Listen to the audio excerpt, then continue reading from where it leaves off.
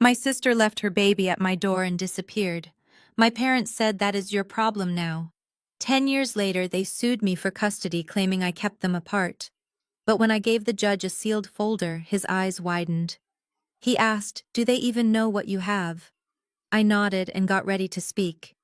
Before I continue this story, let me know where you are watching from in the comments below. Hit like and subscribe if you have ever had to stand up to family who underestimated your worth. I am Zuri, 35 years old and a successful forensic accountant in Atlanta. I spend my career tracking dirty money and exposing financial fraud, but I never thought I would have to use those exact skills against my own flesh and blood. Growing up in my family meant watching my sister Jasmine get everything while I was expected to just exist in the background. But I built my own empire away from their toxicity.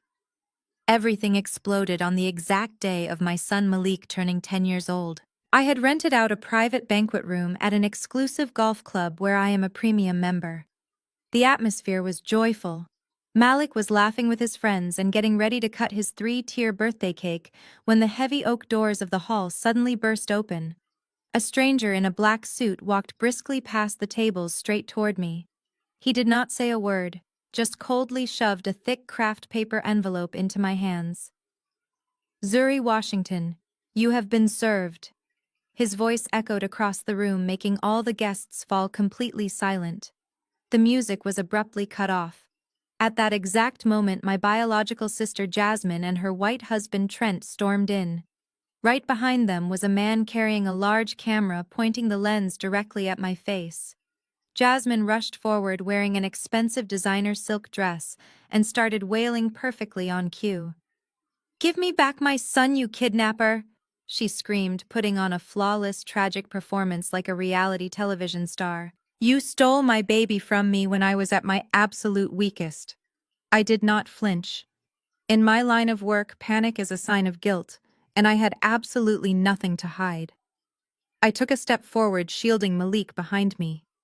My hand gripped the boy's shoulder tightly to give him reassurance. He looked at me confused, but not scared, because I raised him to be a warrior. I stared straight into the camera lens with the coldest look possible. Before I could even speak, the doors opened again. This time, my biological parents walked in. They marched straight over and stood right next to Jasmine, showing absolute support for their golden child. My father snatched the microphone from the party host. "You stole that boy 10 years ago when your sister was suffering from severe postpartum depression." He announced loudly over the club sound system, smearing my name in front of dozens of my close friends and colleagues. "Now that she and her husband are wealthy and stable, how much longer are you going to keep our family flesh and blood away from us?" His blatant lies made me sick to my stomach.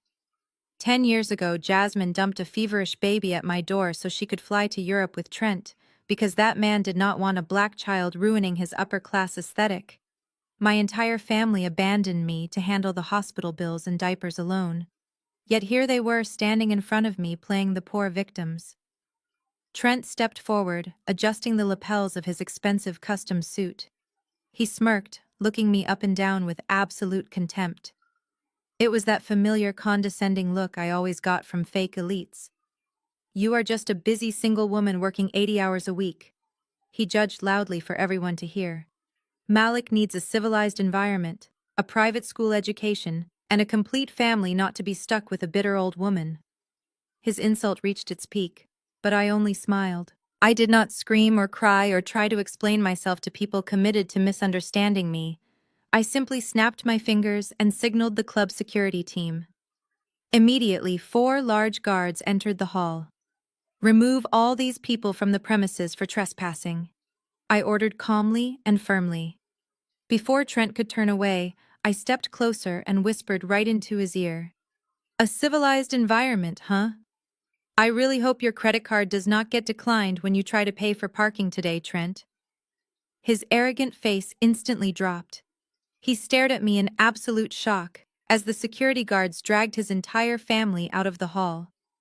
The camera was forced off. Jasmine's screaming faded down the hallway. They thought they had the upper hand using public pressure to intimidate me. But they had no idea that as a forensic accountant, I had already accessed the public financial records and knew every dirty little secret hiding in their bank accounts.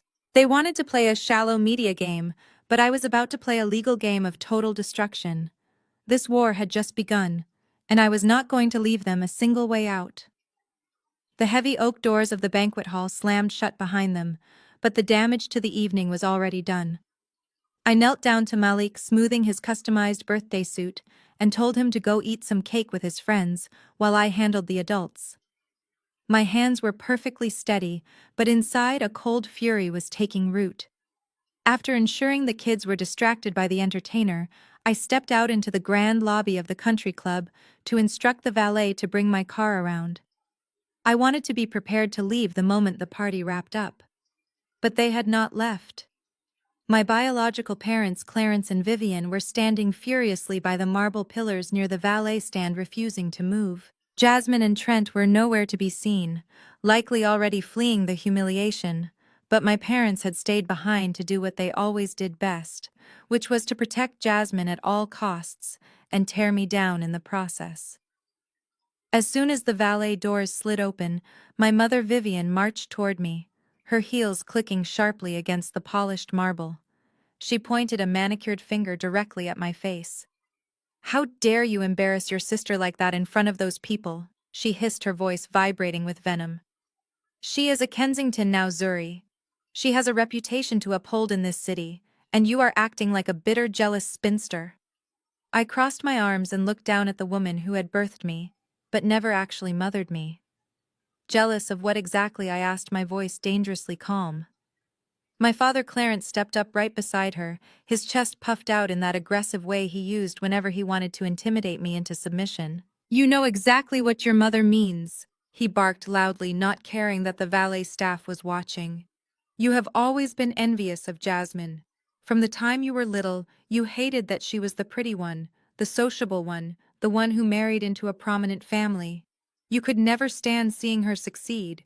So when she hit a rough patch, you saw your chance to steal the only thing that could ruin her perfect life. You stole her child, just to punish her." His words hung in the air, dripping with the delusional reality they had constructed. A rough patch. That is what he called it. I stared at him, letting the absolute absurdity of his statement wash over me. 10 years ago, that rough patch meant Jasmine showing up at my apartment at 2 in the morning, smelling like expensive gin and cheap decisions. She shoved an 8-month-old Malik into my arms. He was burning up with a 104-degree fever, wearing a soiled diaper that had caused a severe skin infection. She told me she needed a break because Trent, her brand-new wealthy boyfriend, could not handle the stress of a crying baby. Then she got on a first-class flight to Milan. I spent 3 nights sleeping in a hard plastic chair at the pediatric emergency room, praying my nephew would not go into seizures. When I called my parents begging for help with the hospital bills, my mother told me not to bother them because they were busy planning an engagement party for Jasmine and Trent. They told me the baby was my problem now. For a decade, Malik did not exist to them because a dark-skinned child from a previous relationship did not fit the aesthetic of their new elite white in-laws. They wanted proximity to whiteness and old money so badly, they threw their own grandson away like trash. And now they were standing in the lobby of my country club, calling me a kidnapper. "You are both delusional," I said, keeping my tone completely flat and devoid of the emotional reaction they were so desperately trying to provoke. "Jasmine abandoned her son. You both abandoned him. For 10 years I have been his mother, his father, his provider, and his protector. I paid for his braces, his private school, his asthma medications, and his summer camps. Where was all this family pride when I was working 80-hour weeks to put food on the table?" My mother scoffed, rolling her eyes defensively. "We knew you could handle it, Zuri. You were always the tough one, the workaholic. Jasmine is fragile. She needs a soft life, and now she finally has it. She has the big house, the cars, and the status. She represents our family's success in this city. She is ready to be a mother now, and Trent is willing to accept the boy. You need to stop being selfish and return him to his rightful place. Do not destroy your sister just because you cannot find a man to build a family with." The sheer audacity of her statement was almost impressive. They genuinely believed that Malik was just an accessory, a designer handbag that Jasmine could put in storage and reclaim whenever it suited her aesthetic. They thought my life, my career, my sacrifices meant absolutely nothing compared to Jasmine playing house. There is no rightful place for Malik, with people who view him as an inconvenience, I replied, my gaze locking onto my father. And as for Trent being willing to accept him, you might want to ask your golden son-in-law why he is suddenly so interested in a child he refused to acknowledge for a decade. Do you really think a man like Trent just woke up one morning with a bleeding heart? My father narrowed his eyes, his confidence faltering for just a fraction of a second. What are you talking about? He demanded, his voice dropping an octave. Trent comes from a legacy family. He has more money than you will ever see in your lifetime. I smiled, a cold, practiced smile that I usually reserved for hostile witnesses in a deposition. I am saying that you should look closer at the empire you are so proud of, I said, stepping past them as the valet pulled my Mercedes up to the curb. You might want to ask Trent why his credit lines are suddenly freezing up and why Jasmine is selling her designer bags on consignment. Jasmine is not ready to be a mother. She is just desperate. And you two are as blind as ever. If you ever come near my son again or show up at my private events, I will not just call security. I will have you arrested for harassment. I did not wait for their response. I walked through the glass doors, tipped the valet, and got into my car. My phone was already buzzing with notifications. Jasmine had apparently wasted no time. While my parents were trying to intimidate me in the lobby, she had already taken the war to social media. As I glanced at my screen, I saw her face covered in fake tears on a live broadcast that already had thousands of viewers. The smear campaign had officially started, but I just smiled, putting the car in drive. They were digging their own graves, and I was more than happy to hand them the shovels. The drive back to my house in Buckhead was eerily quiet. I glanced in the rearview mirror to see Malik fast asleep in the back seat, exhausted from the emotional whiplash of his ruined birthday party. I turned off the main road and approached the private gates of my neighborhood. That was when my headlights washed over a sleek silver Range Rover parked illegally across my driveway entrance. Standing right in front of the iron gates illuminated by the harsh security lights was Trent.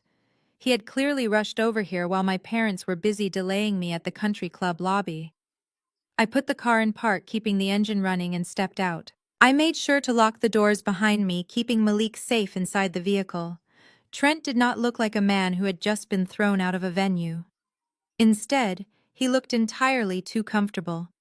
He slowly adjusted the cuffs of his tailored Tom Ford suit, running a hand over the expensive fabric with a profound sense of entitlement. He looked at me not with anger, but with that deep-seated paternalistic pity that arrogant white men reserve for black women who refuse to stay in their place. Look, Zuri. He began, his voice smooth and dripping with artificial diplomacy. I know you are upset, but let us look at this logically. You have done a passable job keeping the boy alive, but you and I both know this arrangement is no longer sustainable. He took a step closer, invading my personal space. The scent of his expensive cologne was suffocating.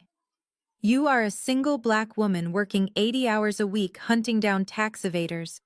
That is not a proper environment for a young boy. Malik is getting older. He needs to be educated in a complete and civilized family. He needs structure and a father figure. He needs the Kensington name. I stood completely still, letting the sheer audacity of his words hang in the humid Atlanta night air. A civilized family. That was his coded language. It was the ultimate microaggression wrapped in a tailored suit. He was implying that my home, despite being paid for in full by my own sweat and intellect, was somehow lacking because it lacked a white patriarch. He was implying that the private academy I paid for was not enough unless Malik had the proximity to whiteness that Trent supposedly provided. Trent mistook my silence for submission. He smirked, leaning casually against the hood of my Mercedes. Let us be brutally honest, Zuri. Jasmine is his biological mother. She can give him the aesthetic of a traditional family. She can get him into the right yacht clubs, the right prep schools, The right circles in Charleston. Places where your money, no matter how much you hustle, will never truly buy you a seat at the table. You are holding him back because of your own stubborn pride. Hand him over quietly, and I will make sure you get visitation rights on major holidays. If you fight us in court, I will use every connection my family has to drag your name through the mud. By the time my lawyers are done portraying you as an angry, bitter spinster, no accounting firm in this state will ever hire you again. The humiliation he was trying to inflict was designed to break my spirit. He wanted me to feel small, inadequate, and terrified of his supposed old money power. But what Trent did not know was that while he was busy adjusting his Tom Ford suit, my trained forensic eyes were already dismantling his facade. I noticed that the registration sticker on his Range Rover was expired. I noticed that the sole of his Italian leather shoe was worn down in a way that suggested it had not been replaced in years. Real wealth does not neglect the details. Only people drowning in debt let the small things slip. I looked him dead in the eye, my voice as sharp as a scalpel. You talk a lot about civilization, Trent. But there is nothing civilized about a man who throws a sick infant away like garbage, only to suddenly demand him back 10 years later. I took a step forward, forcing him to stand up straight. You think your skin color and your last name give you the authority to dictate my son's future? You think you can intimidate me with threats of lawyers and country club connections? But you are standing in front of my house, blocking my driveway and demanding a child you do not even know. Move your car before I have it towed and impounded. Trent's face flushed a deep, angry red. The polite mask slipped completely, revealing the viciousness underneath. You are making a massive mistake, you arrogant bitch, he spat out entirely, dropping his refined vocabulary. You have no idea who you are dealing with. I will take that kid, and I will ruin you in the process. I pulled my phone from my pocket and dialed the Community Security Patrol, keeping my eyes locked on his. I know exactly who I am dealing with, Trent, and very soon you will realize that you picked the wrong woman to threaten. I pressed the call button and raised the phone to my ear. Trent cursed under his breath, turning on his heel and storming back to his vehicle. He slammed the door and sped off into the night, his tires screeching against the asphalt. I watched his taillights disappear into the darkness. He thought he had delivered the ultimate threat, but all he had done was confirm everything I suspected. They were desperate, and desperate people always leave a paper trail.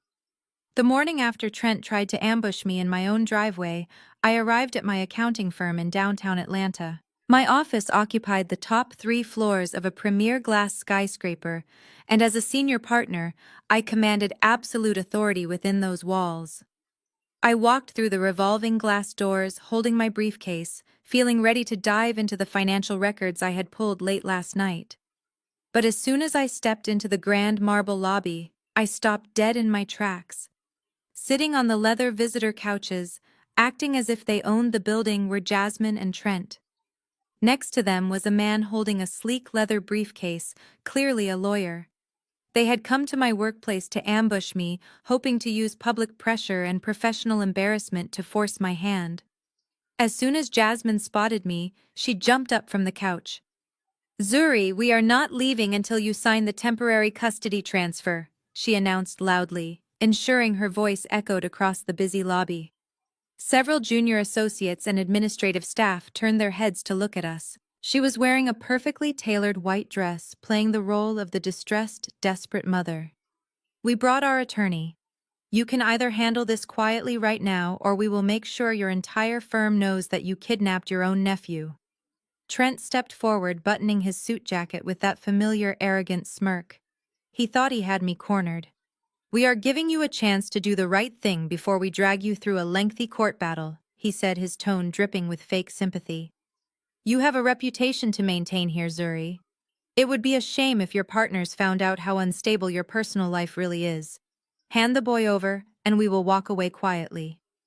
Any other person might have crumbled under the weight of that public threat. They expected me to scream, to cry, or to desperately drag them into a private conference room to protect my professional image. But I did not do any of that. I did not raise my voice, and I certainly did not explain myself to the onlookers. I simply looked at them with complete indifference. I walked past Jasmine, entirely ignoring her existence, and went straight to the main security desk. The head of building security, a former Marine, immediately stood up when he saw me. "Good morning, Miss Washington," he said respectfully. "Good morning," I replied, my voice steady and clear. "These three individuals are trespassing. They do not have an appointment, and they are harassing a senior partner. Please have them escorted off the premises immediately. If they resist, call the Atlanta police and press formal charges for criminal trespass." Jasmine turned pale.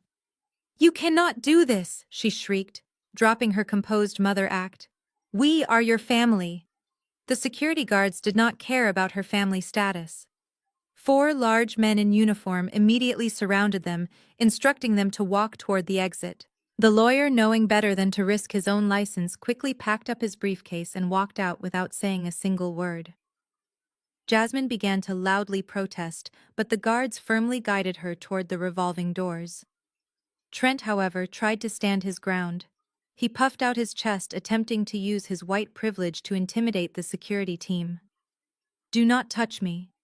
I am leaving," he snapped violently, brushing the hand of a guard off his shoulder.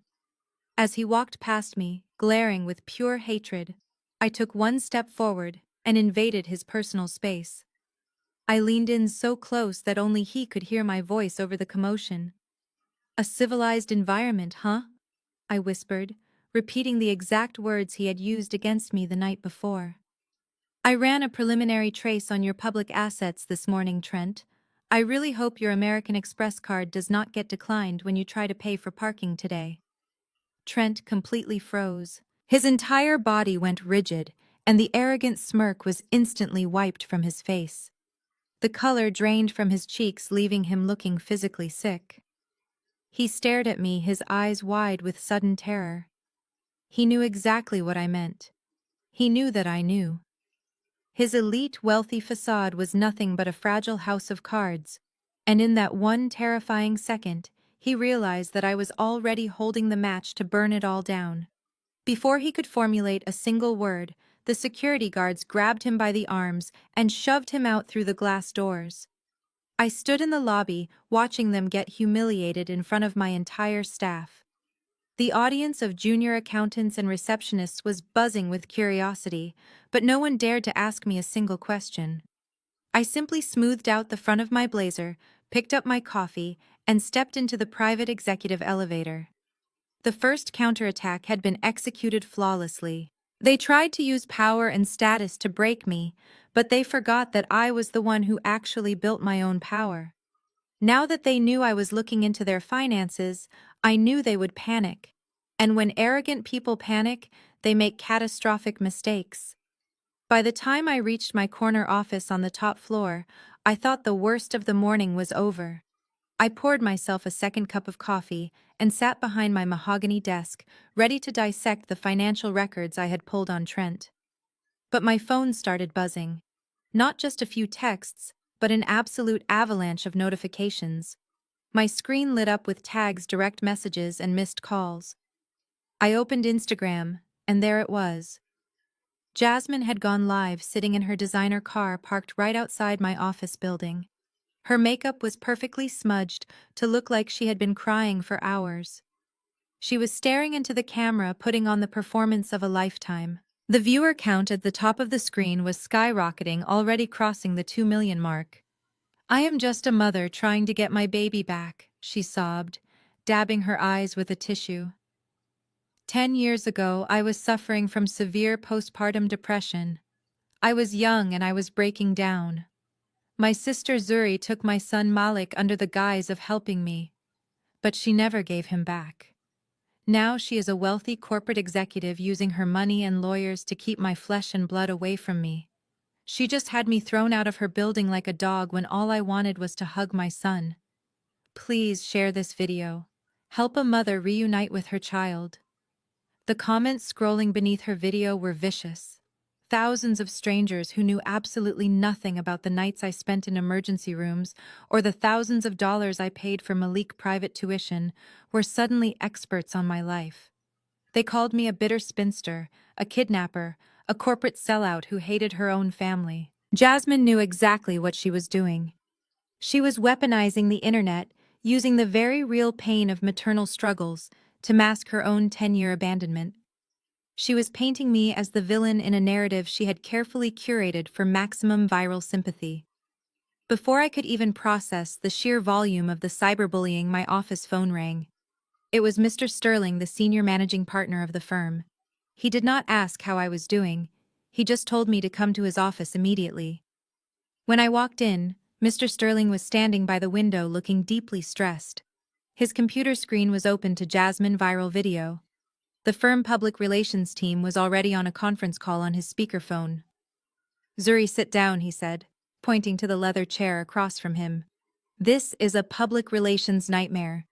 Our firm handles highly sensitive forensic accounting for Fortune 500 companies and federal agencies. Our clients demand absolute discretion and unimpeachable integrity. Right now, our firm is being tagged in thousands of comments calling one of our top partners a child abductor." I kept my posture completely straight. "Mr. Sterling, that video is a fabricated manipulation. Jasmine abandoned that child a decade ago because her wealthy husband did not want him. I am in the middle of a legal dispute because they suddenly want access to a trust fund they have no right to. I have the documentation to prove all of this." "I believe you, Zuri." He sighed, rubbing his temples. "You are the sharpest accountant in this building. But the court of public opinion does not care about documentation. They care about optics.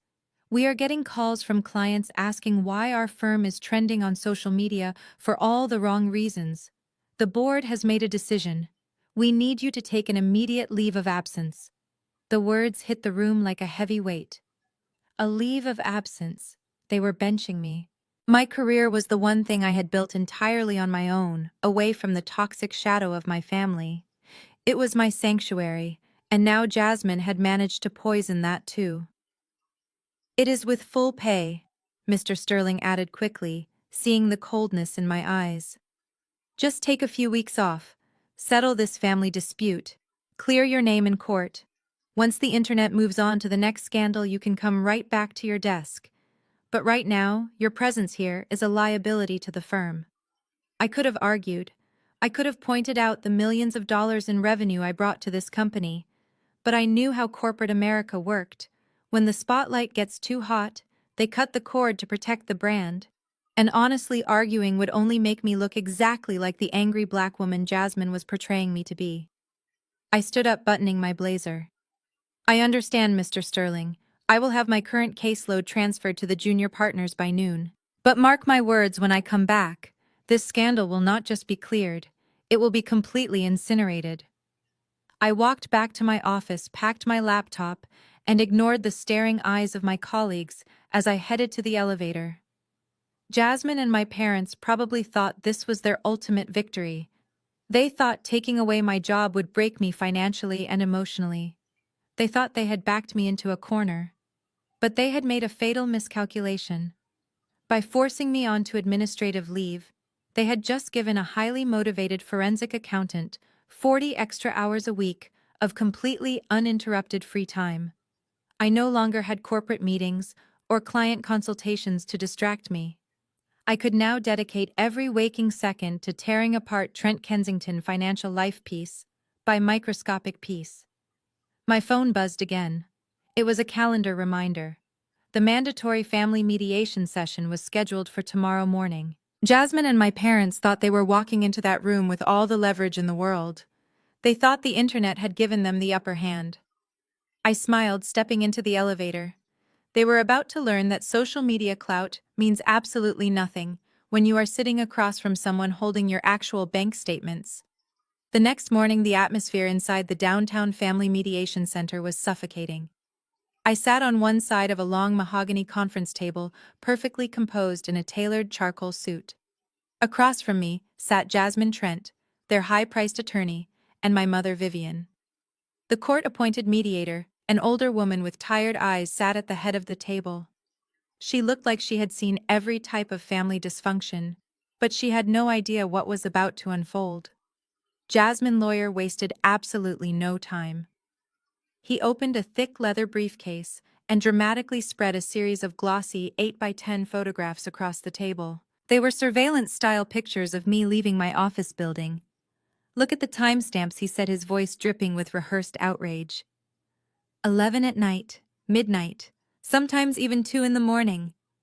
Miss Washington claims to be a devoted caregiver, but these photos prove she is married to her corporate job. She is an absentee guardian who prioritizes her ambition over the well-being of a 10-year-old boy.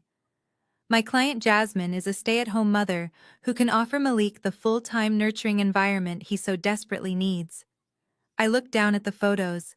They had actually hired a private investigator to follow me. It was a pathetic attempt to weaponize my success against me. I did not interrupt. I simply clicked my pen and began taking detailed notes on a yellow legal pad. My lack of an emotional reaction seemed to irritate them because that was when my mother decided to intervene. Vivian leaned forward, crossing her arms defensively over her chest. She looked directly at the mediator, putting on her best concerned grandmother face. "You have to understand something about my daughters." She began, her tone patronizing and sweet. "Zuri has always struggled. She has always been the difficult one. Growing up, she was deeply envious of Jasmine. Jasmine was always the beautiful one, the social butterfly, the one who naturally attracted people. Zuri buried herself in books and numbers because she could never compete with her sister socially." I kept my eyes on my notepad, my pen moving smoothly across the paper. My mother was rewriting history right in front of me, reducing my hard-earned intellect to nothing more than a byproduct of jealousy. When Jasmine met Trent, Vivian continued gesturing proudly toward her wealthy white son-in-law. It pushed Zuri over the edge. "Trent comes from an incredible family. He gave Jasmine the perfect life, the perfect marriage, the perfect home." Zuri could not stand it. "She is 35 years old and completely alone. She has no husband and no prospects." So when Jasmine had a brief moment of vulnerability 10 years ago, Zuri pounced. She took Malik not because she loves him, but because she wanted to steal a piece of Jasmine's life. She wanted to punish her sister for having the fairy tale that Zuri knows she will never get. She is using my grandson as a prop to fill the empty void in her own life. The sheer level of delusion in that room was astounding. Vivian was sitting there under oath in a legal proceeding, swearing that I essentially kidnapped a child out of romantic jealousy. They were trying to paint me as a bitter, angry black woman who hated her light-skinned sister and her elite white husband. Trent sat next to Jasmine, looking incredibly smug. He clearly loved hearing my mother stroke his ego and validate his superiority. Jasmine was dabbing her dry eyes with a tissue, playing the role of the traumatized victim who had her baby snatched away by a cruel spinster. The mediator turned to me, waiting for the inevitable explosion. She expected me to start screaming to defend my honor or to hurl insults back at my family. In family court mediation, the party who loses their temper first usually loses the room. But I am a forensic accountant. I do not deal in emotions, I deal in facts. And the facts were currently locked securely in a sealed folder in my briefcase. I did not raise my voice. I did not shed a tear. I finished writing my sentence, placed my pen down, and looked directly at my mother. My face was completely devoid of emotion, an impenetrable wall of ice. "Are you finished?" I asked, my voice quiet, but cutting through the room like a blade. Vivian blinked, clearly unsettled by my calm demeanor. She opened her mouth to speak, but Jasmine Lawyer quickly put a hand on her arm, sensing the subtle shift in power. "If we are done with the character assassinations and the amateur psychology," I continued, leaning back in my chair, "I have a few practical questions regarding this proposed transition. Since Jasmine and Trent are so deeply committed to providing Malik with this perfect nurturing environment, I assume we need to discuss the financial logistics of his care." Jasmine and Trent exchanged a quick, confused look. They had braced themselves for a screaming match. They had prepared for me to fight tooth and nail to keep Malik. They never expected me to calmly pivot to the financial aspects of raising him. They thought they had successfully bullied me into submission. But they did not realize I was just laying out the bait for my trap, and they were about to walk right into it.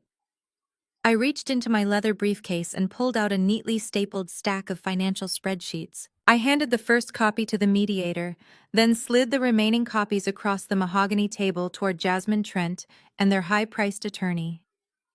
My mother craned her neck trying to see what was on the paper. Since you are so eager to take over as Malik primary caregivers, I assume you want to maintain the standard of living I have provided for him over the last 10 years, I said, keeping my voice entirely professional and devoid of any sarcasm. As you know, raising a boy in a civilized and elite environment is not a cheap endeavor. Jasmine lawyer adjusted his glasses and looked down at the numbers. Jasmine and Trent leaned in closely. I watched with quiet satisfaction as their eyes darted across the itemized list and their initial arrogance slowly evaporated. I decided to walk them through the numbers, just to make sure they fully understood the reality of the situation. Malik currently attends an elite private preparatory academy here in Atlanta. Tuition alone is $2,500 a month. He also suffers from severe asthma, which requires a specialized daily inhaler and regular visits to a top-tier pediatric pulmonologist. That adds another $800 a month out of pocket. Then there is his advanced coding camp, his martial arts classes, his organic meal plan clothing, and general living expenses. The absolute minimum total comes out to just over $5,000 a month. I leaned forward, resting my elbows on the table, and looked directly into Trent's eyes. I assume a man of your profound wealth and legacy will have no problem absorbing these costs effective immediately. After all, you made it very clear last night that my home and my resources were inadequate. I expect you will not be asking the inadequate working-class spinster for any child support. The silence in the room was absolute. You could hear the faint hum of the air conditioning vent above us. Trent's face turned a blotchy shade of crimson. He swallowed hard, his Adam apple bobbing nervously. $5,000 a month of extra disposable income was not pocket change for someone who was secretly drowning in $12 million of hidden debt. I saw his hand tremble slightly against the table before he quickly snatched it back and hid it in his lap. Jasmine looked like she was going to throw up right there in the mediation room. She stared at the bold total number at the bottom of the page and then looked at her husband with sheer panic in her eyes. They had wanted the aesthetic of a child, but they had entirely forgotten about the actual cost of keeping one alive. They were already struggling to keep their luxury cars from being repossessed. Taking on a $5,000 monthly expense would push them into immediate bankruptcy. My mother Vivian, entirely oblivious to the financial ruin hiding behind Trent's designer suit, proudly chimed in. "Oh, do not worry about that, Zuri. Trent is a very successful investor. $5,000 a month is nothing to them. They can give Malik the best of everything." I watched Trent's jaw clench so hard I thought his teeth might shatter. My mother was completely digging his grave for him, and he could not say a single word to stop her. Their lawyer, also completely oblivious to his client's actual financial reality, nodded approvingly. "My clients are more than capable of handling these standard expenses, Miss Washington. They simply want their son back in his rightful home. They are fully prepared to take over the financial burden." "Is that correct, Trent?" Trent was completely trapped. He could not admit he was broke in front of the mediator. He could not admit he was a fraud in front of his expensive attorney or his adoring mother-in-law.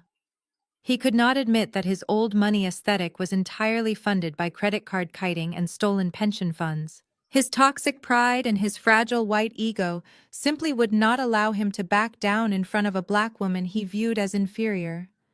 He forced a tight, strained smile that did not reach his eyes. "Of course," he said, his voice slightly hoarse. "We are fully prepared to take on all of Malik's financial needs. He will not need a single dime from you, Zuri." Jasmine quickly nodded along, though her voice was shaking visibly. "Yes, we have plenty of money. We just want him home with us where he belongs." I smiled. It was a genuine, deeply satisfying smile. Beneath the table, the discreet voice recording application on my smartwatch was silently capturing every single spoken word. They had just legally and verbally committed to a massive financial burden they could not possibly afford, strictly out of arrogance and greed. They thought they were winning the negotiation by calling my bluff, but they had just locked themselves into a financial death spiral. Excellent, I said smoothly, picking up my pen. I am so glad we are on the exact same page regarding the money. It takes a lot of pressure off my shoulders to know my nephew will be so well funded by his new family. Jasmine let out a breath she had been holding, thinking she had just successfully passed a major hurdle. She thought I was actually yielding to their demands. She thought the hardest part of the mediation was over. But she had no idea that I was just making sure they were fully committed before I dragged them into the real reason they had come here today. The mediation session concluded with the court-appointed mediator praising our supposed breakthrough. She genuinely believed we had made progress because we agreed on the financial figures. My mother Vivian hugged Jasmine, whispering words of encouragement, while Trent shook his attorney hand, looking incredibly pleased with himself. I quietly packed my spreadsheets back into my briefcase and exited the suite before any of them could try to engage me in small talk. I took the elevator down to the underground parking garage, wanting to put as much distance between myself and their toxic delusion as possible. The air in the subterranean level was damp and smelled heavily of exhaust fumes. The concrete pillars cast long, dark shadows across the designated parking spots. This particular sublevel of the building was notoriously lacking in security cameras, which was exactly why I usually avoided parking here. But today, it served a very specific purpose. As I approached my Mercedes, I heard the sharp, aggressive clicking of stilettos echoing rapidly behind me. I did not even have to turn around to know who was following me. "Zuri, wait right there." Jasmine's voice bounced off the concrete walls, but this time the trembling victim act was completely gone.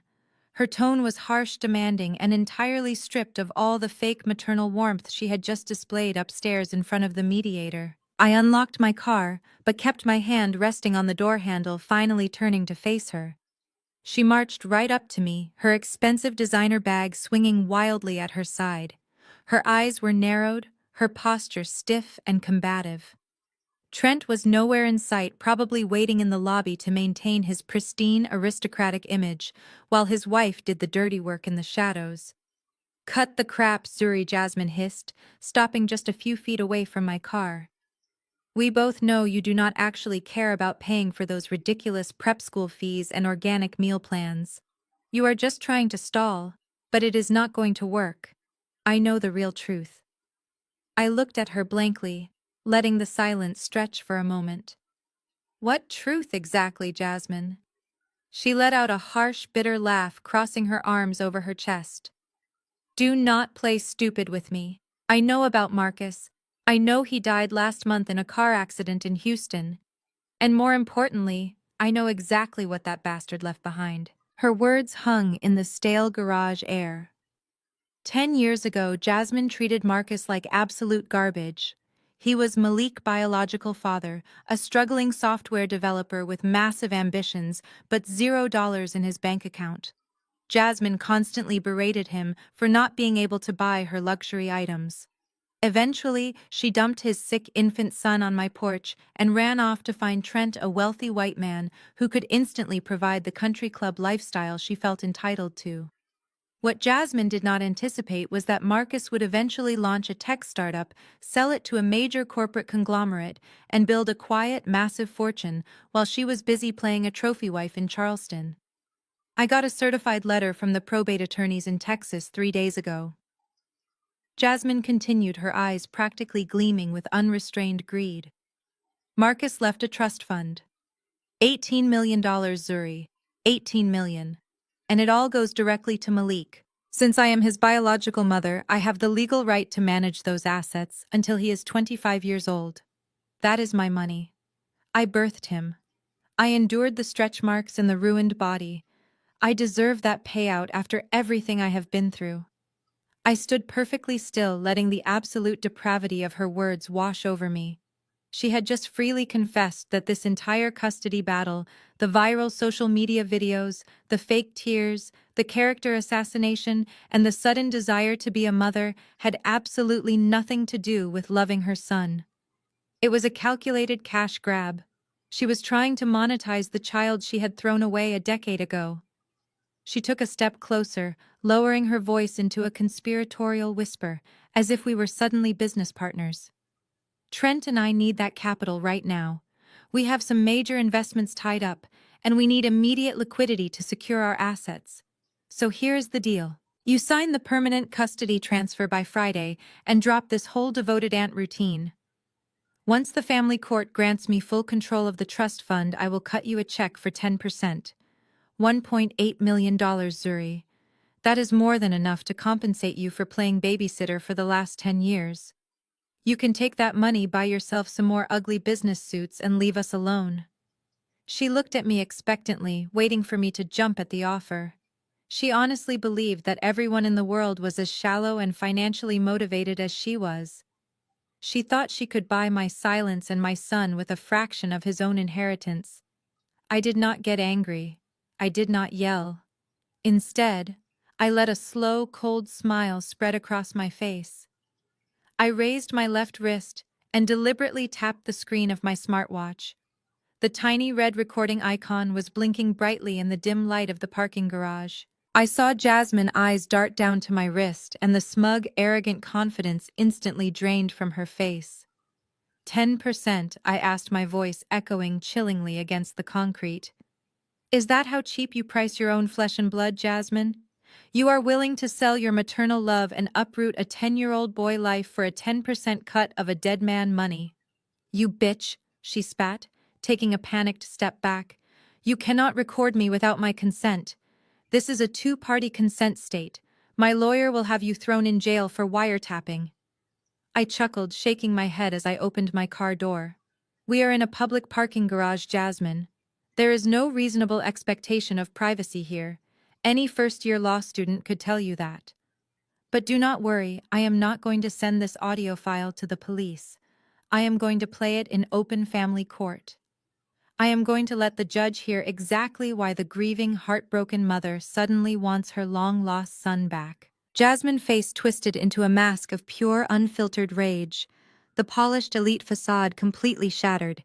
She lunged forward as if she was going to grab my arm or smash my watch, but I leveled a glare at her so lethal she froze dead in her tracks. "You think you are so smart, Zuri," she screamed, losing all remaining control. "You think a little audio clip is going to stop Trent. You have no idea what his family can do. We will bury you. We will make sure you never work in this city again." I tossed my briefcase onto the passenger seat and slid behind the steering wheel. "Bring a shovel, Jasmine," I said smoothly. "Because from what I have seen of your husband's bank accounts, he cannot even afford the dirt." I slammed the heavy door shut, cutting off her frantic screaming. I started the engine and backed out of the parking space, leaving her standing alone in the dark garage fumes. As I drove up the concrete ramp and out into the bright Atlanta sunlight, I felt a profound sense of clarity. The first domino had officially fallen. Jasmine had just handed me the exact weapon I needed to destroy her victim narrative. Now it was time to let them push their luck even further, because the higher they climbed, the harder they were going to fall. The very next afternoon, I was sitting at my home office desk, diving deep into the offshore shell companies I had linked to Trent. My computer monitors were glowing with bank statements and tax filings when my cell phone rang. The caller ID showed Malik Private Preparatory School. A call from the headmaster office in the middle of the school day was never a good sign. I answered immediately. "Miss Washington," the headmaster said, his voice tight with anxiety. "We have a situation at the student pickup line. Your parents, Clarence and Vivian, showed up demanding to take Malik home. They bypassed the visitor checkpoint and tried to physically pull him into their vehicle." My blood ran ice cold. "Are they still there?" I asked, already grabbing my car keys and my blazer. "Is Malik safe?" "Malik is perfectly safe," the headmaster assured me. "You have raised an incredibly sharp young man." When your father grabbed his backpack, Malik immediately dropped his weight to the ground and shouted for the campus armed security. The officers intervened immediately. "Because your parents became combative and refused to leave the premises, we had to involve the Atlanta Police Department. They are currently being held at the precinct down the street from the school." "I am on my way," I said, and hung up. I drove to the police precinct, breaking every speed limit on the way. My parents had crossed an unforgivable line. They had gone from playing manipulative mind games in mediation rooms to attempting to physically abduct my son in broad daylight. They were getting desperate because they knew the legal route would take too long, and Trent needed that trust fund money right now. When I walked through the double doors of the precinct, the first thing I saw was Malik. He was sitting on a bench behind the front desk, drinking a juice box, and talking calmly to a female police officer. He looked up and gave me a small, reassuring wave. I felt a massive wave of relief wash over me, but it was instantly replaced by a burning, consuming rage. Across the lobby, sitting in hard plastic chairs, were Clarence and Vivian. They did not look like concerned grandparents. They looked like furious, entitled narcissists who were highly offended that the law applied to them. My mother was aggressively tapping her foot, while my father was yelling at a desk sergeant. "We are his biological grandparents." Clarence bellowed, his face red with indignation. "We have every right to pick him up from school. Our daughter is his real mother. You are treating us like common criminals when we are a respected family in this community." The desk sergeant looked completely unimpressed. "Sir, you are not on the authorized pickup list. You bypassed private school security and grabbed a child who actively resisted you. You are lucky the school is declining to press kidnapping charges at this exact moment." I walked straight up to my parents, my heels clicking loudly against the linoleum floor. They stopped arguing with the officer and turned to face me. Vivian immediately stood up, pointing an accusing finger at my face. "Zuri, tell these officers to release us right now," she demanded, her voice shrill and commanding. "You have poisoned that boy's mind." He looked right at us, his own flesh and blood, and screamed for a security guard like we were strangers. "This is your fault. You are turning him against his real family." I stepped so close to my mother that she was forced to step back and bump into her plastic chair. I did not raise my voice. I did not yell. I spoke with a quiet, lethal authority that echoed clearly across the quiet police lobby. "You are strangers to him, Vivian," I said. "You have not seen him in 10 years. You do not know his favorite color, his allergies, or the names of his friends. You showed up at his school to forcefully drag him into your car because your golden daughter told you to. You terrified a 10-year-old boy because you care more about Jasmine's bank account than you care about his safety." Clarence puffed out his chest, trying to use his physical size to intimidate me, just like he did when I was a teenager. "Now you listen here, Zuri," he growled, stepping forward. "We are trying to fix this family. Trent and Jasmine need the boy now. We are not going to let you keep playing these games." I did not back down. I held my ground and stared directly into my father's eyes, stripping away every ounce of respect I ever had for him. "Let me make this perfectly clear to both of you," I said, enunciating every single word so the police officers around us could hear exactly what I was saying. "You have no legal rights to that child. You are not on his emergency contact list. You are not his guardians. If you ever show up at his school, his summer camp, or anywhere near my house again, I will not just let the security guards handle it. I will press federal kidnapping charges. I will ruin whatever fake community reputation you think you have left, and I will personally see to it that you both spend your retirement in a state penitentiary." Vivian gasped, clutching her designer handbag against her chest. "You would not dare put your own parents in jail?" she whispered, her eyes wide with shock. "Try me," I replied, my voice completely devoid of any emotion. "Touch my son again, and you will find out exactly what I am capable of." I turned my back on them, completely dismissing their existence. I walked over to the front desk, thanked the officers for keeping my son safe, and signed the release paperwork. I took Malik by the hand, and we walked out of the police precinct together. I did not look back. I did not care how angry or humiliated my parents felt sitting in that lobby. They had played their hand poorly, and now they were terrified. They were realizing that I was not the obedient scapegoat daughter they could bully anymore. But the desperation was making them sloppy. And as we drove home, my phone buzzed with a new voicemail notification from my father. He was incredibly angry, and in his blind anger, he was about to give me exactly the evidence I needed to destroy their entire operation. By the time we arrived back at my house in Buckhead, the sun was beginning to set, casting long golden shadows across the driveway. I made sure Malik was completely settled. I ordered his favorite dinner and set him up in the living room with his video games. Despite the chaos at the police precinct, he was remarkably calm. I had spent the last 10 years teaching him that true strength does not come from yelling or throwing tantrums, but from staying composed when everyone else is losing their minds. He understood that my parents were not safe people, and he knew I would always protect him. Once I was certain he was completely fine, I walked into my home office and closed the heavy double doors. The room was quiet, illuminated only by the soft glow of my computer monitors. I sat down in my leather chair and finally pulled my cell phone out of my pocket. There was a single new voicemail from my father, Clarence. I placed the phone flat on the center of my mahogany desk, took a deep breath, and pressed play on the speakerphone. The audio started with heavy breathing and the sound of a car door slamming. It was immediately clear that my father was furious. His voice boomed out of the small speaker, thick with rage and completely devoid of any parental affection. "You listen to me, Zuri." He started, his tone violently aggressive.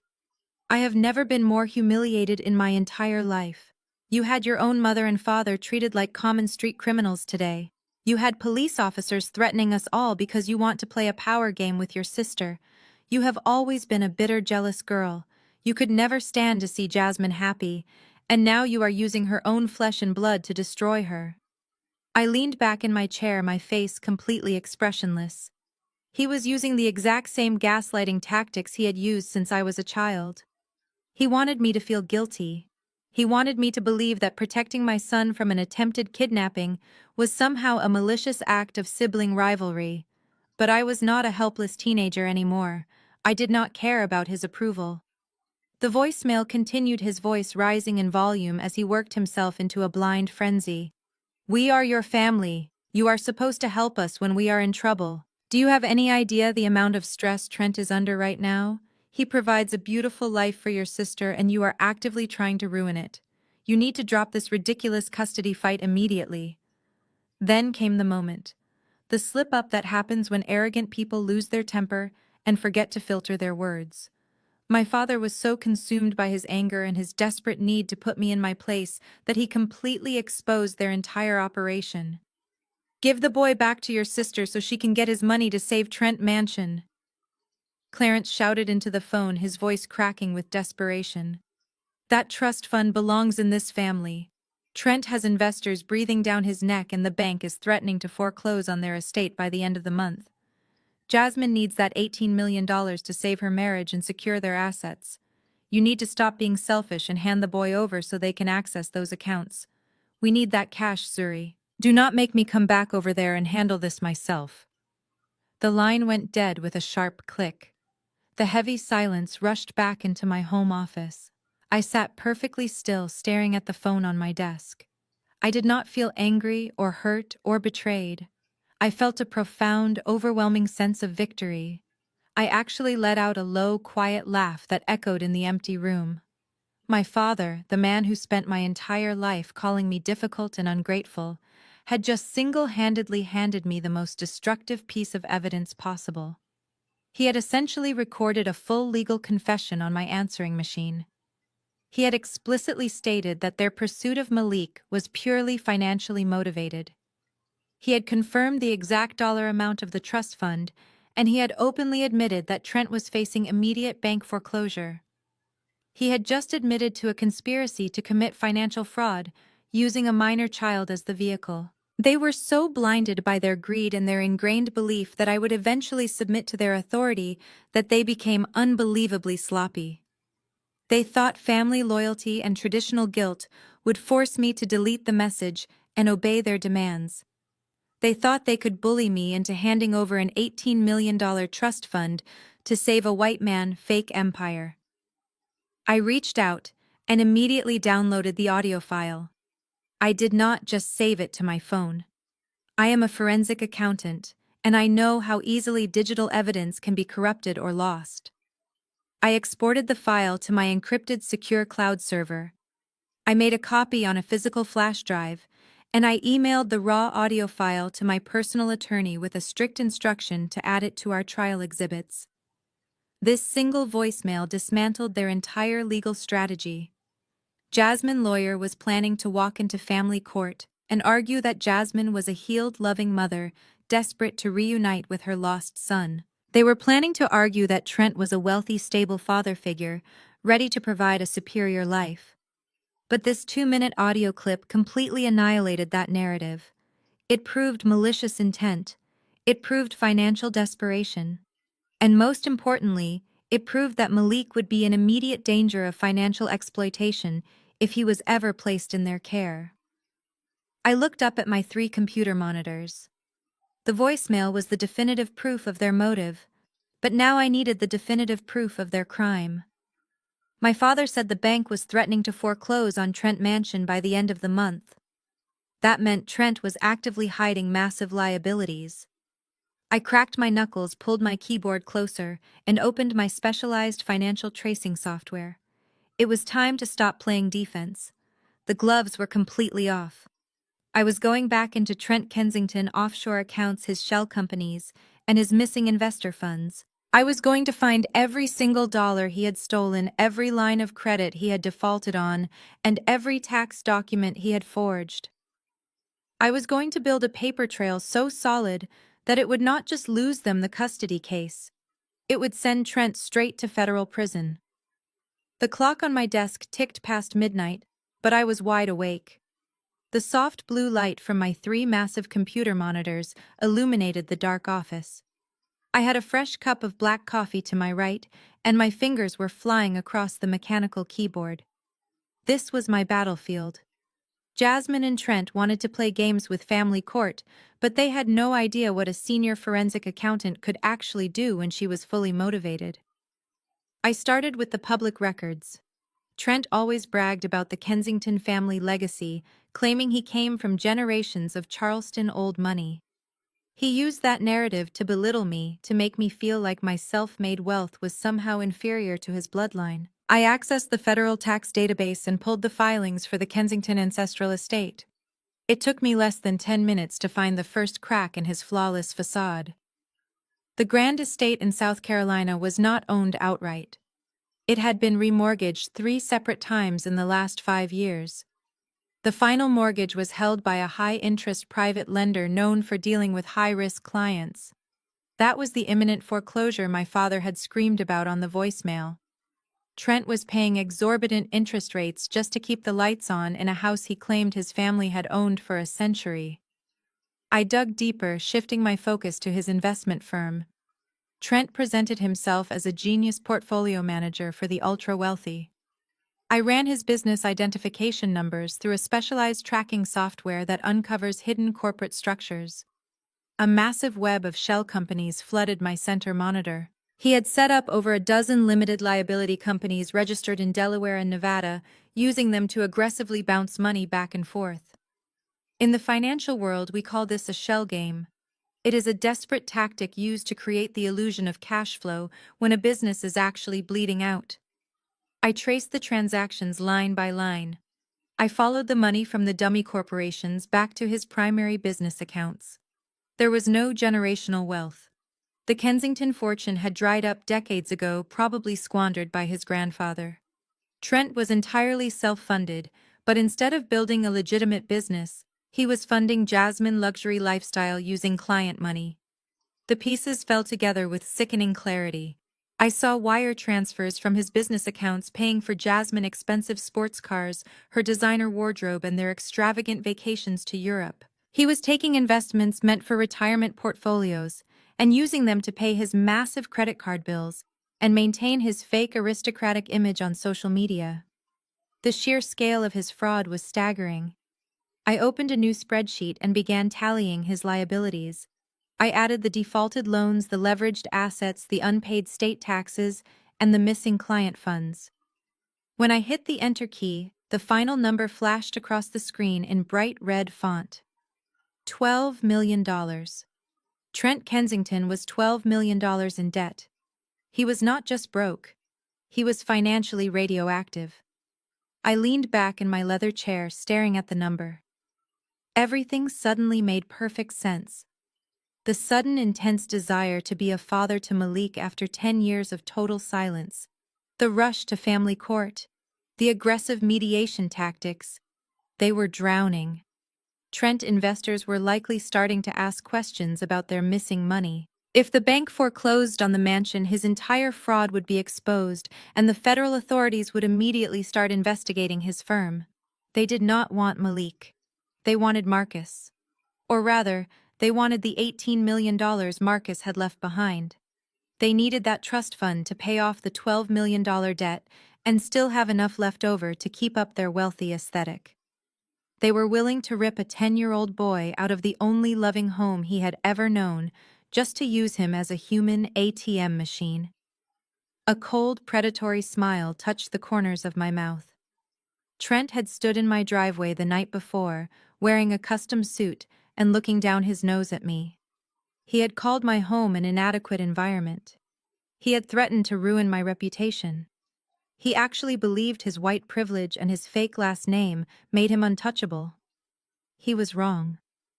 I highlighted the entire web of shell companies, the fraudulent tax returns, and the defaulted loan documents. I compiled everything into a massive encrypted digital folder.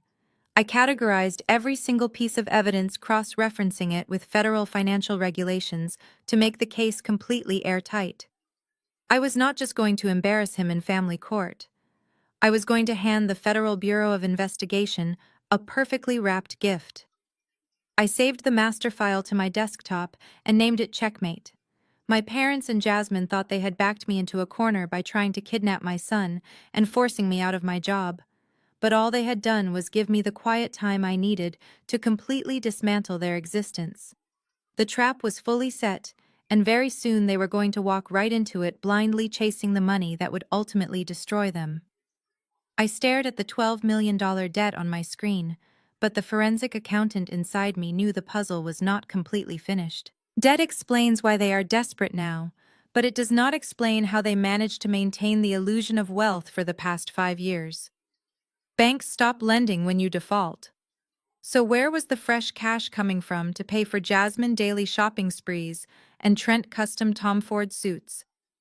I opened a new secure window and accessed the client registry for Trent Investment Firm. I pulled the transaction logs for the past 36 months. What I found made my blood run completely cold. Trent was not just a terrible businessman drowning in bad investments. He was a financial predator. I traced a series of outgoing wire transfers from his corporate accounts. The money was not going into high-yield bonds or mutual funds, like his sleek company prospectus promised. It was being funneled directly into offshore accounts in the Cayman Islands and then quietly wired back into his personal checking account in Charleston. But the truly sickening part was who he was stealing from. I looked at the names of the clients whose accounts were being drained. They were not corporate billionaires who could afford to take a loss. They were elderly couples relying on their retirement pensions. They were small business owners who had trusted him with their life savings. Trent was liquidating their retirement funds, forging quarterly statements to make it look like their portfolios were growing, and using the stolen cash to fund his wife's aesthetic. This was textbook wire fraud on a federal level. I wanted to see exactly how arrogant they really were, so I pulled out my phone and opened Jasmine's Instagram page. I placed it right next to my computer monitor and started cross-referencing the dates. On October 12th, Trent wired $45,000 from a retired school teacher pension account into his personal slush fund. 2 days later, on October 14th, Jasmine posted a photo of a brand new Rolex watch with the caption, "Hubby always treats his queen right. Blessed and highly favored." On February 3rd, Trent drained $80,000 from a widow life insurance payout. On February 7th, Jasmine posted a carousel of photos from a first-class trip to the Amalfi Coast, holding a glass of champagne on a private yacht. The caption read, "Old money aesthetics. Living my best life. Every single designer bag, every luxury car, every pair of red-bottom shoes she flaunted to make me and the rest of the world feel inferior was paid for by stolen money." Her entire identity was built on the broken backs of innocent working-class people. My parents had worshipped this man and shamed me for my honest hard work, while Trent was secretly committing federal felonies just to keep up appearances. In the United States, federal wire fraud carries a penalty of up to 20 years in prison for each individual count. Looking at the spreadsheet, I counted at least 40 separate illegal wire transfers. Trent was not just looking at a humiliating bankruptcy. He was looking at spending the rest of his natural life behind bars. And because Jasmine had enthusiastically signed joint tax returns and co-owned the dummy corporations, she was legally implicated as a co-conspirator. Their entire existence was an active crime scene. I spent the next 4 hours organizing the evidence. I did not just save it digitally. I needed a physical copy, something heavy and undeniable. I turned on my high-capacity office printer and let it run. Hundreds of pages of bank statements, wire transfer receipts, forged tax returns, and cross-referenced social media posts spilled into the tray. I gathered the thick stack of paper and bound it together perfectly aligned. I slid the massive stack into a heavy-duty legal folder. I took out a bright red label maker and typed out a single word. Confidential. I pressed the sticker firmly onto the front cover. This was no longer just a family dispute over custody. This was a massive criminal enterprise. But I knew that if I just handed this to the local police, Trent's expensive lawyers might find a way to stall or bury it using his fake legacy connections. I needed an entity that did not care about the Kensington name. I needed the federal government. I packed a secondary manila envelope with a duplicate set of the most damning wire transfer documents. I did not put my return address on it. I printed a generic shipping label addressed directly to the white-collar crime division of the Federal Bureau of Investigation field office in Atlanta. I slipped out of my house in the quiet early hours of the morning, driving to a 24-hour automated postal kiosk 2 towns over to drop the package in the bin. As I heard the heavy metal door of the drop box swing shut, a profound sense of peace washed over me. The sword was now perfectly sharpened and completely out of my hands. The federal agents would take a few days to process the anonymous tip, but once they saw the undeniable paper trail, the gears of the justice system would start grinding Trent into dust. When I walked back into my house, the morning light was streaming through the kitchen windows. I went upstairs and peeked into Malik's bedroom. He was sleeping peacefully, holding a book he had been reading the night before. He had no idea the kind of monsters that were trying to claim him. I gently closed his door. No one was ever going to use this boy to pay off their criminal debts. I walked into my bedroom and laid out my most professional power suit for the next day. Tomorrow was the final family court hearing where the judge would make a ruling on Malik custody and the trust fund. Jasmine and Trent thought they were walking into that courtroom to claim their $18 million prize. My parents thought they were about to secure their golden child future. They had no idea that I had already built their prison. They were going to walk into that courtroom at the absolute peak of their arrogance, and I was going to push them off the cliff. The heavy oak doors of the Fulton County Courthouse felt entirely different this morning. Yesterday they might have represented a battleground, but today they were the entrance to an execution chamber. I walked into the courtroom wearing a tailored navy blue power suit, my posture perfectly straight and my expression completely unreadable. My personal attorney sat beside me at the defense table arranging his legal pads, but he already knew his job today was mostly observational. I was the one holding the detonator. Across the aisle, sitting at the plaintiff table, was my family. They had clearly coordinated their outfits to present the ultimate image of affluent respectability. Jasmine was wearing a pristine, tailored white suit adorned with modest pearl earrings. She looked like the absolute picture of maternal innocence and purity. Trent sat right behind her in the gallery, wearing a conservative charcoal suit, looking like a strong, supportive patriarch. My parents, Clarence and Vivian, sat next to him, holding hands and looking at me with absolute disgust. Judge Davis, a stern older man with a reputation for having zero tolerance for courtroom theatrics, took his seat at the bench. He adjusted his glasses and called the custody hearing to order. Jasmine, expensive attorney, a man named Mr. Harrington, immediately stood up and called his first witness to the stand. Jasmine stood up, smoothing her white skirt, and walked to the witness box. She placed her hand on the Bible, swore to tell the whole truth, and sat down. Within 30 seconds of the first question, the performance began. Mrs. Kensington, can you tell the court what happened 10 years ago when your son Malik went to live with your sister? Mr. Harrington asked, his voice incredibly gentle and sympathetic. Jasmine took a deep, shaky breath. She looked down at her hands and let a single perfect tear roll down her cheek. I was so young, she began, her voice trembling with manufactured grief. I had just given birth, and the biological father, Marcus, was completely absent. He provided no support, and I fell into a severe, paralyzing postpartum depression. I was terrified that I could not care for my baby properly. So I went to my older sister Zuri. I asked her to watch Malik just for a few weeks, so I could get the medical help I desperately needed. It was supposed to be a temporary arrangement to keep my baby safe. She paused, dabbing the corner of her eye with a tissue. I sat at my table watching her commit blatant perjury without blinking. She did not mention the smell of gin on her breath that night. She did not mention the first-class tickets to Milan with her wealthy new boyfriend. She simply erased her abandonment and replaced it with a tragic medical crisis. And what happened when you recovered and tried to bring Malik home? Mr. Harrington prompted, guiding her through the fabricated narrative. Jasmine let out a quiet, tragic sob. Zuri refused to give him back. She changed the locks on her house. She hired aggressive lawyers and threatened to have me arrested if I came near the property. I was a young, vulnerable mother with no money to fight a wealthy corporate accountant. She took advantage of my weakness and stole my child. And for 10 years she has systematically alienated my son from me, from his grandparents, and from his rightful family. I just want my baby back. I have healed. I have a stable, loving marriage, and I just want to be a mother to the boy I carried in my womb. The gallery was completely silent. My parents were nodding emphatically, wiping fake tears from their own eyes.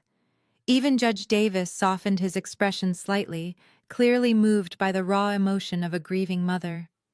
Jasmine was giving an Oscar-worthy performance, but I knew the exact dollar amount that was motivating those tears.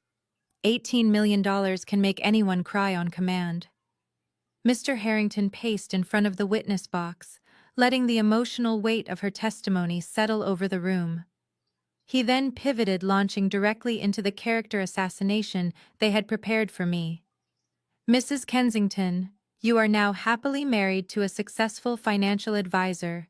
You live in a spacious estate in Charleston, and you have the means to be a full-time stay-at-home mother. Is that correct? He asked. Yes. Jasmine nodded, looking bravely at the judge. Trent and I can provide Malik with everything he needs. A two-parent household, a father figure, an elite education, and a traditional family environment. And your sister Zuri Washington. Mr. Harrington continued, turning his body to look directly at me with absolute condescension. How would you describe her living situation and her ability to provide a standard traditional environment for a growing boy? Jasmine looked at me with a mixture of fake pity and deep concern. Zuri is a very ambitious woman. She is a senior corporate executive. She works 70 to 80 hours a week. She is unmarried, and she has no partner. Malik spends most of his time with paid nannies or at expensive boarding camps. He does not have a father figure in that house. Zuri is too obsessed with her career and her money to give him the emotional nurturing a child requires. It is not a healthy environment. It is cold, and it is lonely. Mr. Harrington turned back to the judge, leaning heavily on the sexist and classist microaggressions they had carefully woven into their argument. Your Honor, my client is not trying to diminish Miss Washington's financial success, but we all know that a massive bank account does not replace a mother love. A single unmarried woman working irregular corporate hours cannot provide the fundamental traditional stability that a 10-year-old boy desperately needs. Malik is approaching his formative teenage years. He needs a father. He needs the structure of a complete family. He belongs in a traditional home where he is the priority, not an afterthought squeezed in between corporate board meetings. The audacity of their argument was breathtaking. They were standing in a court of law arguing that my self-made wealth and my independence made me an unfit parent. They were arguing that Jasmine's proximity to a white wealthy man automatically made her superior, despite the fact that she had abandoned her child for a decade. They were weaponizing the concept of a traditional family to steal a child they only wanted for his hidden inheritance. My attorney leaned over and whispered into my ear, asking if I wanted him to object to the character attacks. I shook my head slightly, keeping my eyes locked on Jasmine. "Let them speak," I whispered back. "Let them dig the hole as deep as possible." Jasmine finished her testimony looking exhausted but triumphant. She stepped down from the witness box and walked back to her table, shooting me a quick, venomous smirk when the judge was not looking. She thought she had completely won the room. She thought she had painted me into a corner as a cold, bitter spinster who could never compete with her flawless marital aesthetic. Mr. Harrington confidently returned to his seat, organizing his notes. "Your Honor, we have 2 more witnesses to call who will corroborate everything my client just stated. I call Vivian Washington to the stand." My mother stood up, smoothing her expensive dress. She walked past me without even making eye contact, her chin held high with absolute arrogance. Jasmine had just laid the foundation of their massive lie, and now my own parents were stepping up to cement it. They were all participating in a coordinated attack to destroy my life. But as I rested my hand on the heavy leather briefcase sitting next to my chair, I felt absolutely no fear. They were currently standing at the absolute peak of their fake mountain, and the view was about to drop straight into the abyss. My mother placed her hand on the heavy leather-bound Bible.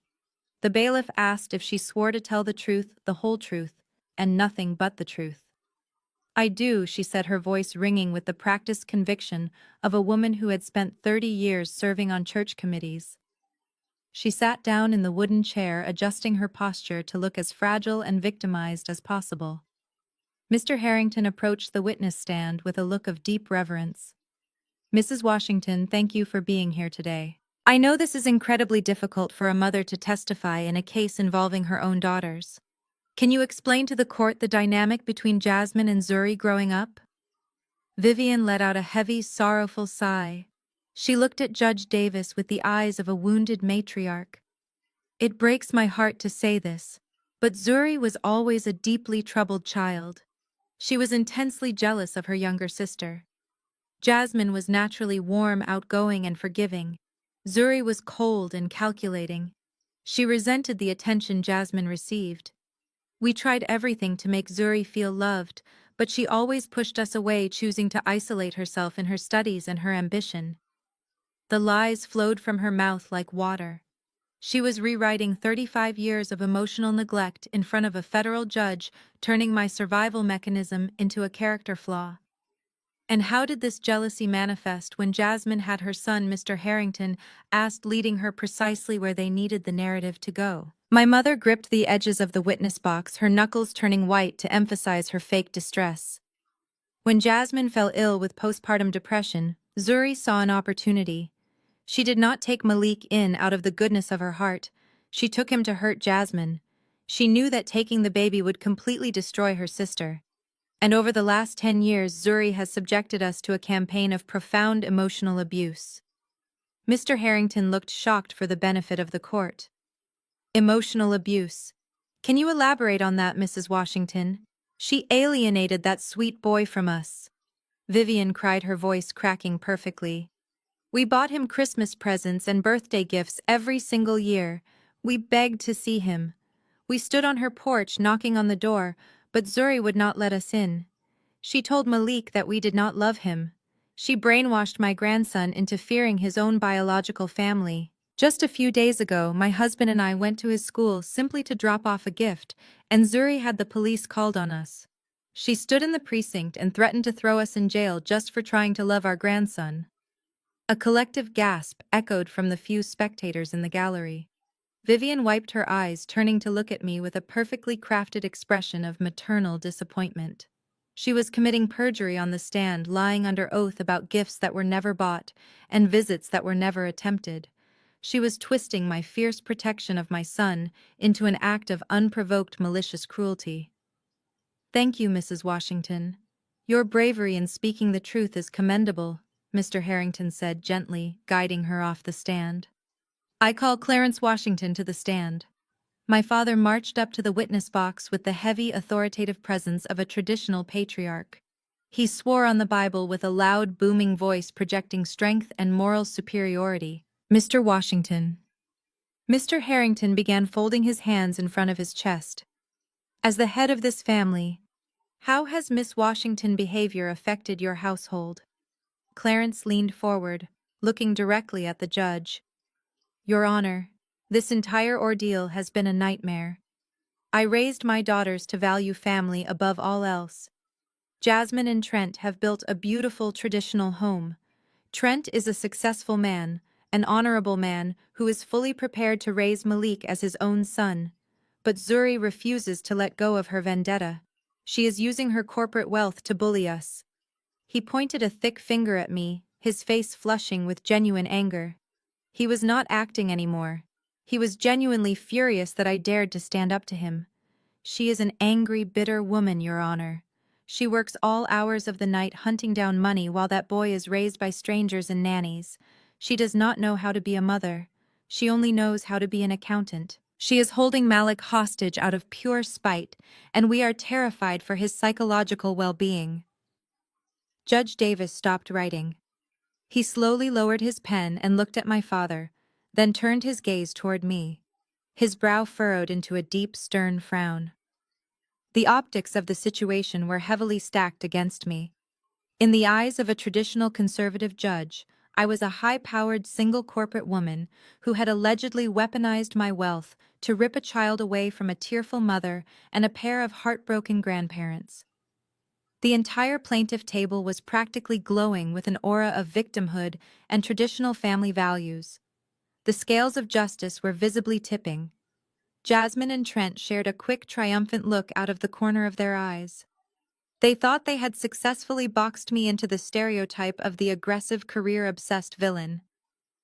Mr. Harrington turned to my attorney. "Your witness, counselor." My lawyer leaned over his chair, groaning softly. "They are lying through their teeth, Zuri. I need to get up there and cross-examine them. I can tear apart their timeline. I can ask for receipts for those supposed Christmas gifts." I placed my hand firmly over his notepad, pressing it down against the table.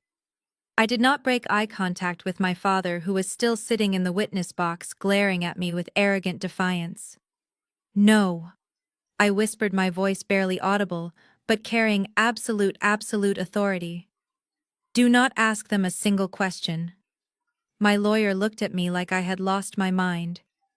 "Zuri, if we do not challenge this testimony, it enters the official record as undisputed fact.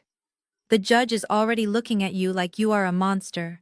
You are going to lose the custody battle right here." I turned my head slowly to look at my lawyer, my expression completely devoid of panic. "Let it enter the record," I said coldly. "Perjury is a felony. In order for them to be prosecuted for lying under oath, they have to completely lock in their statements. If you cross-examine them now, they might backpedal. Let them feel invincible." The lawyer swallowed hard, seeing the terrifying calculation in my eyes. He slowly stood up, buttoning his jacket. "The defense has no questions for this witness, Your Honor." A ripple of shock went through the courtroom. Jasmine let out a small, audible scoff of victory. Trent leaned back in his chair, crossing his legs, looking like a king who had just conquered a new territory. Clarence stood up from the witness box, brushing off his suit jacket, and walked back to his seat with a self-satisfied smirk. They honestly believed I had given up. They thought the mountain of their lies was too massive for me to climb, so I was just surrendering. Judge Davis cleared his throat, looking at me with severe disapproval. "Miss Washington, your counsel has declined to cross-examine the witnesses. The court has heard incredibly disturbing testimony regarding your conduct and your environment. Does the defense intend to call any witnesses to refute these claims, or are we moving straight to closing arguments?" I slowly stood up, pushing my chair back. The scraping sound echoed loudly in the quiet room. I picked up the heavy legal folder with the red confidential sticker attached to the front. I did not look at Jasmine. I did not look at Trent. I looked straight at the judge holding the physical manifestation of their destruction in my hands. Your Honor, I said, my voice steady, calm, and completely stripped of the emotional hysteria that had just dominated the room. I will not be calling any character witnesses today. Character can be fabricated, tears can be faked, and as we have just seen, family loyalty can be bought. I stepped out from behind the defense table and began to walk toward the bench. I do not deal in stories, Your Honor. I deal in numbers, I deal in paper trails, and I deal in the absolute indisputable facts of law. I have a submission for the court. A submission that will not only resolve the matter of custody, but will completely clarify the plaintiff's actual motivation for standing in your courtroom today. Before I could take another step toward the bench, Mr. Harrington suddenly jumped to his feet. He looked panicked, realizing that I was about to seize control of the courtroom narrative before he had finished his meticulously planned performance. Your Honor, I must apologize, Mr. Harrington interrupted, waving his hands frantically. The plaintiff has one final critical witness on the docket. We respectfully request to call Mr. Trent Kensington to the stand before the defense is allowed to present their closing evidence. Judge Davis frowned, looking from Mr. Harrington to me. He raised his hand, signaling for me to stop. Miss Washington, the plaintiff has the right to conclude their witness testimonies. Please return to your seat and hold your submission until they have rested their case. I did not argue. I simply nodded respectfully to the judge, turned around, and walked back to the defense table. I placed the heavy red confidential folder down in front of me and sat perfectly straight. Mr. Harrington had just unknowingly handed his client the shovel to dig his grave even deeper. I was more than happy to sit back and watch Trent Kensington bury himself alive. The bailiff called Trent to the stand. He stood up from the gallery, buttoning his tailored charcoal suit jacket, and walked down the center aisle with the casual, effortless arrogance of a man who believed the legal system existed solely to serve people who looked like him. He stepped into the witness box, placed his hand on the Bible, and swore his oath with a confident, booming voice. He sat down, crossing his right ankle over his left knee, looking completely at home in the center of attention. Mr. Harrington approached the stand, treating Trent with a level of deference that he had not shown to anyone else in the room. Mr. Kensington, thank you for being here. Could you please describe for the court the type of life you and your wife are prepared to offer Malik? Trent smiled, a perfectly practiced politician smile. Your Honor, I come from a family that deeply values tradition, legacy, and stability. We live in a historic estate in Charleston. Malik will have his own wing of the house. He will be enrolled in the finest preparatory academy in the state. He will have access to our private country clubs, our equestrian facilities, and a vast network of influential family friends. We are offering him a civilized, refined environment where he can grow into a successful young man surrounded by a complete, loving family. It was the ultimate old money pitch. He was using his white privilege and his fabricated wealth to paint an aesthetic of superiority. He wanted the judge to look at his suit, his skin color, and his zip code and automatically conclude that he was the better parent. And how would you contrast your home with the environment Malik currently resides in? Mr. Harrington asked, teeing up the final character assassination. Trent dropped his friendly smile and adopted a look of grave concern. He looked directly at me, his eyes filled with absolute contempt. Your Honor, I have tried to be diplomatic with my sister-in-law, but the truth is, Zuri is a deeply troubled individual. She operates in a state of constant hostility. She is erratic, combative, and obsessed with control. He leaned forward, resting his arms on the railing of the witness box, using his deep, authoritative voice to command the room. Malik is currently living in an environment fueled by anger. Zuri is a corporate workaholic who compensates for her lack of a traditional family by buying the boy affection. but underneath the money, she is fundamentally unstable. She suffers from a psychological vendetta against my wife, simply because Jasmine chose to live a traditional life. Zuri is an angry, bitter woman who has weaponized her bank account to hold this child hostage. There it was. He did not explicitly use the phrase angry black woman, but he hit every single coded dog whistle perfectly. He was leaning heavily into the racial and gendered stereotypes designed to make a conservative judge view me as a threat. He was painting himself as the calm, rational, wealthy savior, stepping in to rescue a child from a hysterical, hostile woman. Trent shook his head, acting as though my existence was a tragic burden he was forced to bear. Just days ago, she had her own elderly parents thrown out of a police station.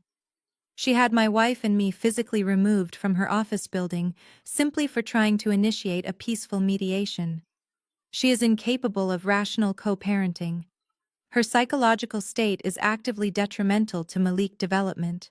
Judge Davis was taking rapid notes, his expression growing darker by the second. Trent had successfully manipulated the narrative exactly the way he wanted. He had completely destroyed my character on the public record. But his toxic arrogance would not let him stop there. He felt so invincible sitting in that witness box that he decided to go for the ultimate prize. He decided to overplay his hand. Your Honor.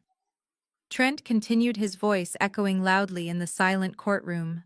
Because of Miss Washington's erratic behavior and her clear psychological instability, my wife and I have grave concerns about her ability to manage Malik's future.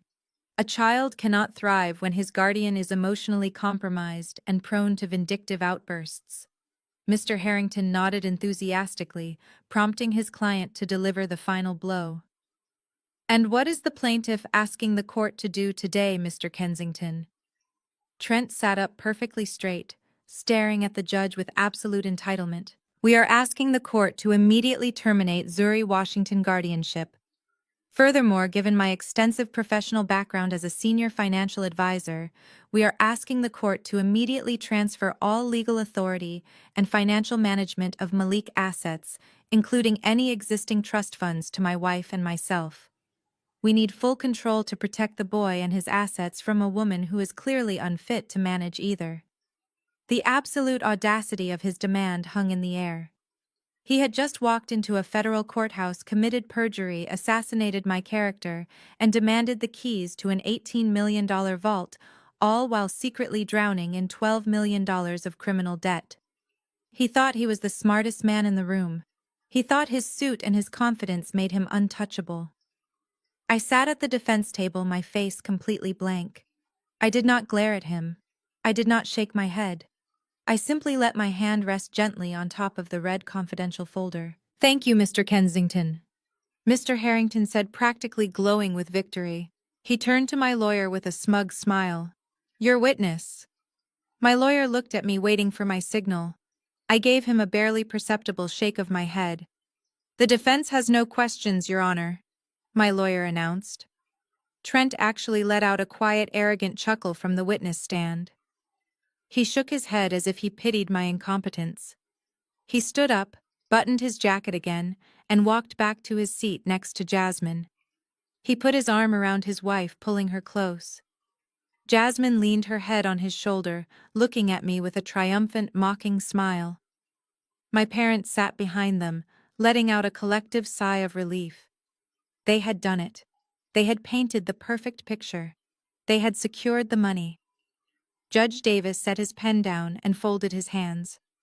Mr. Harrington, does the plaintiff rest? The plaintiff rests. Your Honor, Mr. Harrington said, sitting down and proudly straightening his tie. The courtroom fell dead silent. Everyone looked at me. The judge, the bailiff, the court reporter, and my treacherous family. They were all waiting to see how the angry, unstable woman would react to being completely destroyed on the stand. They expected me to start screaming, to object wildly, to prove every single stereotype Trent had just laid out. Judge Davis looked at me, his eyes filled with a mixture of pity and stern authority. Miss Washington, he said, his voice echoing in the large room, the court is ready for your submission. You may approach the bench. I stood up. I did not rush. I picked up the heavy red folder and walked slowly across the courtroom floor. Every single eye was glued to my hands. The air in the room suddenly felt incredibly heavy. Trent and Jasmine were still smiling, but as I approached the bench, the sheer size of the folder in my hands seemed to finally register in their minds. I stopped right in front of the judge. I looked back at Trent. His arrogant smile flickered just for a fraction of a second. He had played his game. Now it was my turn to play mine. As I took my first step toward the bench holding the heavy red folder, Mr. Harrington suddenly cleared his throat loudly. He stepped out from behind the plaintiff table, raising his hand in a frantic gesture to interrupt me. He was desperate to get his final official demands on the record, sealing what he believed was an absolute unbreakable victory before I could even hand my submission to the bailiff. Your Honor, if I may interject before the defense submits whatever desperate character references they have scraped together, Mr. Harrington said, his voice dripping with professional condescension. Given the severity of the psychological instability and the hostile environment we have just outlined, my clients cannot wait for a standard transition period. We are officially requesting an emergency court order compelling the immediate physical transfer of Malik into the custody of Jasmine and Trent Kensington within 24 hours. He paused, letting the weight of that aggressive timeline settle over the courtroom before delivering his ultimate demand. Furthermore, we request an immediate injunction granting Mr. Kensington full signatory authority over Malik financial assets and trust funds, effective by the close of business today. We must protect the boy and his estate from any further vindictive actions by Miss Washington. The sheer greed of his motion was palpable. 24 hours to uproot a 10-year-old boy life. Immediate access to the $18 million trust fund by the close of business. They were not even trying to hide the financial urgency anymore. They were wrapping their desperation in the guise of child protection, but the math was perfectly clear. They needed that cash before the banks closed on Friday. Judge Davis folded his hands, resting his chin on his knuckles. He looked over his reading glasses at Mr. Harrington and then shifted his gaze to the plaintiff table. He did not immediately rule, but his silence was interpreted by my family as absolute agreement. Jasmine was practically vibrating with excitement. She turned her head slightly to look at me and let out a soft, mocking scoff. A wide, victorious smirk spread across her perfectly made-up face. She thought it was over. She thought the judge was going to bang his gavel, send armed officers to my house to collect my son, and hand her husband a blank check for $18 million. She looked at me the way a queen looks at a defeated peasant. Next to her, Trent casually adjusted his silk tie, leaning back in his chair with supreme, absolute confidence. He crossed his legs, looking at me as if I were a minor inconvenience that had finally been swatted away. He had used his fabricated wealth and his old money aesthetic to manipulate a federal courtroom. He thought the legal system was designed to protect men like him and crush women like me. His chest rose and fell in a slow, rhythmic breath of a man who believed he had just successfully saved his fraudulent empire. In the gallery behind them, the reaction was even more sickening. I could actually hear my mother Vivian let out a loud, dramatic sigh of relief. She reached over and squeezed my father's hand tightly. Clarence nodded, his chest puffed out in triumph, his face glowing with validation. They were whispering to each other, their eyes darting toward Trent with absolute reverence. They were probably already imagining the mortgage on Trent Mansion being paid off. They were imagining the country club dinners, the luxury vacations, and the return to their perfect fake aristocratic reality. They had sold out their own daughter and their own grandson for the promise of proximity to wealth, and in their minds the transaction was finally complete. The courtroom was heavy with the expectation of my total defeat. Mr. Harrington smiled smugly, waiting for the judge to grant the emergency order and dismiss my case. The bailiff stood nearby, ready to take my supposedly meaningless folder and file it away into obscurity. I did not panic. I did not flinch.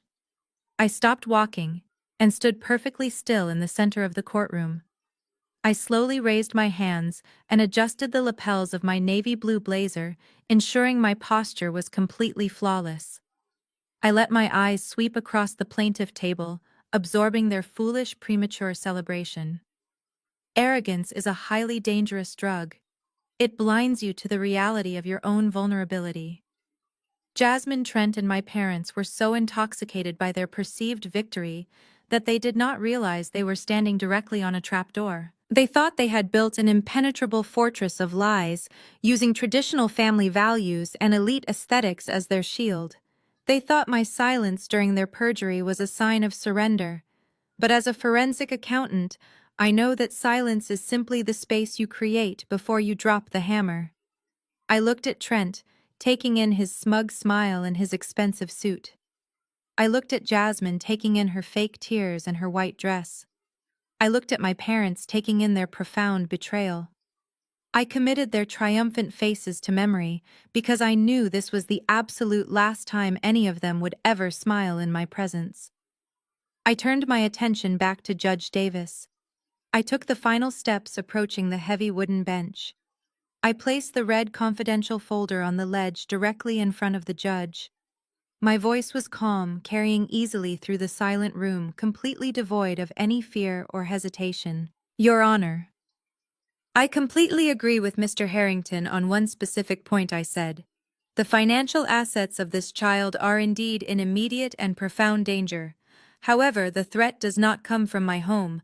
It comes directly from the two people sitting at the plaintiff table. Mr. Harrington scoffed loudly, rolling his eyes. Objection, Your Honor. The defense is grasping at straws, making baseless accusations because she has no factual defense against her own behavior. She is wasting the court time. Judge Davis held up a hand, silencing the lawyer. He looked intrigued by my complete lack of panic and the heavy red folder resting in front of him. I will allow it, Miss Washington, he said, his voice echoing in the quiet room. You mentioned a submission. What exactly is in that folder? I stepped back, resting my hands at my sides. I looked directly at the judge, ready to tear their entire world apart. Your Honor, I said, taking a slow, deliberate breath. Mr. Harrington has spent the entire morning painting a vivid portrait for this court. He has presented my sister as a heartbroken victim of circumstance who simply wants her biological child returned to her. He has presented my parents as grieving grandparents, and he has presented Mr. Kensington as the wealthy, benevolent savior who is ready to take on the burden of a child he ignored for 10 years. They have asked this court to immediately terminate my guardianship and hand them full control over a minor child and his financial assets. I paused, letting my words echo in the high-ceilinged room. But I cannot contest Jasmine Kensington for the custody of Malik. I continued, my voice dropping into a register of absolute chilling certainty. I cannot fight her for guardianship today, because, Your Honor, legally speaking, there is no custody to contest. Mr. Harrington immediately shot up from his chair, practically knocking it over. Objection, Your Honor! He shouted, his face flushing red with frustration. What kind of ridiculous theatrical stunt is the defense pulling? We are literally in the middle of a custody hearing. Miss Washington is deliberately mocking the intelligence of this court because she knows she has lost on the merits of her character. I demand that she be sanctioned and this emergency order be granted immediately. Judge Davis did not look at Mr. Harrington. His eyes were entirely fixed on me, and then they slowly dropped to the thick red folder sitting on the polished wood of his bench. He had presided over family court for 20 years. He knew the difference between a desperate litigant grasping at straws and a professional who was holding a live grenade. He saw the cold, clinical lack of emotion in my eyes. He saw the posture of a woman who had already won the war before the first shot was even fired. Overruled, Mr. Harrington, the judge snapped, his voice sharp like a cracking whip. Sit down and remain silent until I have reviewed the submission. Mr. Harrington slowly sank back into his leather chair, his jaw clenched tight. Jasmine shifted uncomfortably in her seat. The smug, victorious smile that had been plastered on her face all morning began to waver. Trent crossed his arms over his chest, trying to maintain his aura of untouchable arrogance, but I could see the slight rigid tension in his shoulders. They did not know what was in the folder, but the absolute confidence with which I delivered it was starting to crack their psychological armor.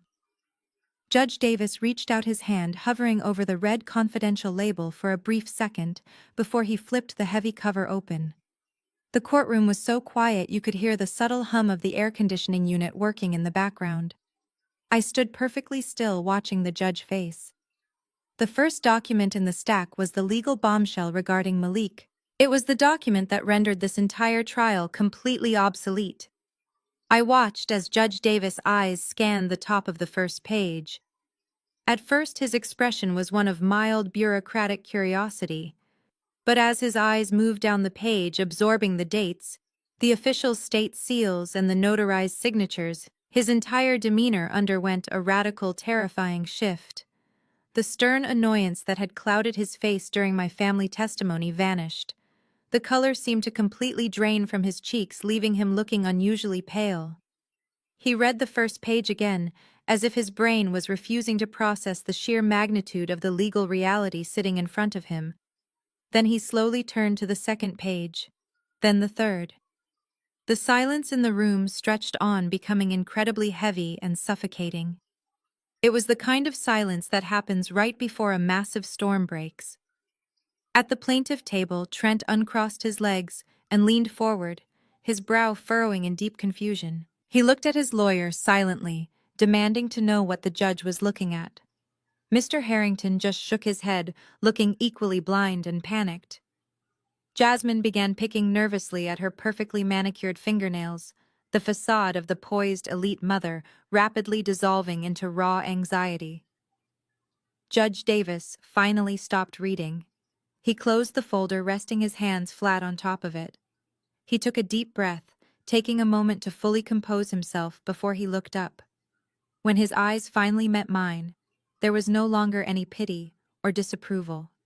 There was only absolute stunned realization. He looked at me not as an angry black woman or an unfit guardian, but as a forensic accountant who had just orchestrated the most flawless legal ambush he had ever witnessed in his entire career. "Miss Washington," he said, his voice uncharacteristically quiet, almost a whisper that carried through the tense room. He looked past me toward the plaintiff table where my sister and her husband were sitting in their expensive clothes, completely oblivious to the fact that their world had just ended. He looked back at me, his eyes wide with a mixture of shock and professional awe. "Do they have any idea that you have this?" "No, Your Honor," I replied, my voice perfectly smooth and devoid of any gloating. "They do not know. They never bothered to ask me. They simply assumed I was defenseless." Mr. Harrington could not take the suspense anymore. He slammed his hands down on his table and stood up. "Your Honor, I must object to this ex parte communication. The plaintiff has the absolute legal right to review any document submitted into evidence by the defense. Whatever fabricated paperwork Miss Washington has handed you, it cannot supersede my client's biological rights as a mother. We demand to see the file." Judge Davis slowly turned his gaze toward Mr. Harrington. The look the judge gave him was one of profound pity. It was the look you give a man who is standing on a train track aggressively arguing with the conductor while the freight train is entirely visible and moving at full speed right toward him. "Oh, you will see it," Counselor Judge Davis said, his voice suddenly turning incredibly cold and heavy with authority. "I assure you every single person at that table is going to see exactly what is in this folder. But I strongly suggest you sit down, Mr. Harrington, because your clients are about to have a very different day than the one they planned." The judge picked up his wooden gavel. He did not bang it loudly to clear the room. He simply tapped it once, a definitive hollow sound that signaled the absolute end of the games. "Miss Washington," the judge said, gesturing toward the center of the courtroom, "please step back to the defense table and utilize the projection screen. It is time for you to enter your evidence into the official record. Let us show the plaintiff exactly why they have absolutely no jurisdiction in this courtroom today." I gave the judge a brief, respectful nod. I turned around and began walking back to my seat. As I passed the plaintiff table, Jasmine stood up slightly, her eyes wide and frantic. "What is it, Zuri?" she hissed, abandoning all court decorum. "What did you give him? What are you doing?" I did not stop walking. I did not even look in her direction. I simply walked back to my attorney, who was staring at me with a look of pure, unadulterated shock. He quickly scrambled out of his chair to make room for me as I approached the laptop connected to the large courtroom monitors. My parents in the gallery behind the barrier were leaning forward as far as they physically could, their faces pale with sudden dread. The triumphant aesthetic they had built all morning was crumbling into dust. Trent was no longer leaning back in his chair. He was sitting completely rigid, staring at the screens mounted on the walls, as if they were execution orders. They had brought me into this courtroom to strip me of my dignity, my reputation, and my son. They had sworn on a Bible to destroy my life just so they could pay off their hidden debts. They had played the ultimate game of entitlement. I reached out and placed my hand on the computer mouse. The projector hummed to life, throwing a bright blue light across the dark wood paneling of the courtroom. I was not just going to defend myself, I was going to legally erase them. I clicked the mouse, opening the first document in the digital file directly onto the massive screens for everyone in the room to read. The bright white background of a scanned legal document filled the massive screens mounted on the courtroom walls. The harsh light reflected off the polished wood of the plaintiff table, illuminating the sudden confusion on my sister's face. At the very top of the document, printed in bold black lettering, was the official seal of the State of Georgia Family Court. I turned away from the screen and looked directly at Mr. Harrington, who was staring at the projection with his mouth slightly open. "You built your entire emergency motion on the premise that I am a rogue aunt holding a child hostage from his biological mother," I said, my voice carrying a lethal calm. "You stood in this courtroom and presented a tragic narrative of a young woman who only left her baby with me temporarily to seek medical treatment. You argued that her biological rights supersede my current guardianship." I clicked the computer mouse, zooming in on the bottom half of the projected document. The text expanded, filling the screens with undeniable legal absolute truth. "This is a voluntary surrender of parental rights and consent to adoption," I announced. "It is fully notarized, filed, and finalized by a federal judge, and it is dated exactly 8 years ago." A collective gasp echoed from the gallery. I could hear my mother let out a sharp, strangled breath, but I did not take my eyes off Jasmine. 8 years ago, Jasmine was not suffering from a medical crisis. I continued, speaking directly to Judge Davis, but making sure every word pierced the plaintiff table. She was frantically packing designer luggage for a 3-week luxury vacation to Milan with her brand new boyfriend, Trent. Malik had a severe double ear infection. He was running a dangerous fever. Jasmine did not want a sick, crying baby ruining her aesthetic European getaway. When I went to her apartment to pick him up, I brought a thick stack of paperwork. I told her I needed medical proxy forms to authorize his hospital treatments while she was out of the country. I clicked the mouse again, advancing to the next slide. A high-resolution close-up of the signature page appeared on the screens. Right on the dotted line under the bold heading of "Irrevocable Surrender" was Jasmine Kensington's signature. Her handwriting was perfectly clear, rushed, but unmistakable. Next to it was the official stamp of a licensed notary public. Jasmine was so desperate to leave, I said, my voice dropping into a register of pure, absolute disgust. She was so obsessed with getting on that first-class flight and securing her wealthy man that she did not read a single page. She just kept asking me for a pen. She signed the medical proxies. She signed the liability waivers. And right in the middle of that stack, she enthusiastically signed away her own child. She abandoned him for a vacation, and she put her signature on it. Jasmine's face went completely pale. The elegant, poised mother act violently shattered into a million unrecoverable pieces. She jumped up from her leather chair, her hands shaking uncontrollably as she pointed at the screens. "That is a lie!" she shrieked, her voice echoing shrilly in the courtroom. "It is forged! I never signed that! I would never sign that! Zuri is lying!" Judge Davis slammed his gavel down, demanding order, but Jasmine was completely hysterical. She grabbed Mr. Harrington by the arm, shaking him frantically. "Do something," she screamed at her lawyer. "Tell the judge it is a fake." But Mr. Harrington did not comfort her. He looked at the massive, high-definition projection of her signature, and then looked down at his own legal pads. He was a high-priced attorney who charged thousands of dollars an hour. He knew what a finalized adoption decree looked like. He knew the document was authentic, and he instantly realized the catastrophic magnitude of what his client had just done to his professional reputation. She had dragged him into federal court to file a fraudulent emergency custody motion for a child she had legally surrendered nearly a decade ago. Mr. Harrington physically pulled his arm away from Jasmine, taking a large, deliberate step away from her. He looked at Judge Davis, his face red with a mixture of profound embarrassment and furious anger. "Your Honor, my client never disclosed the existence of this document to me," he stammered rapidly, backpedaling to save his own license.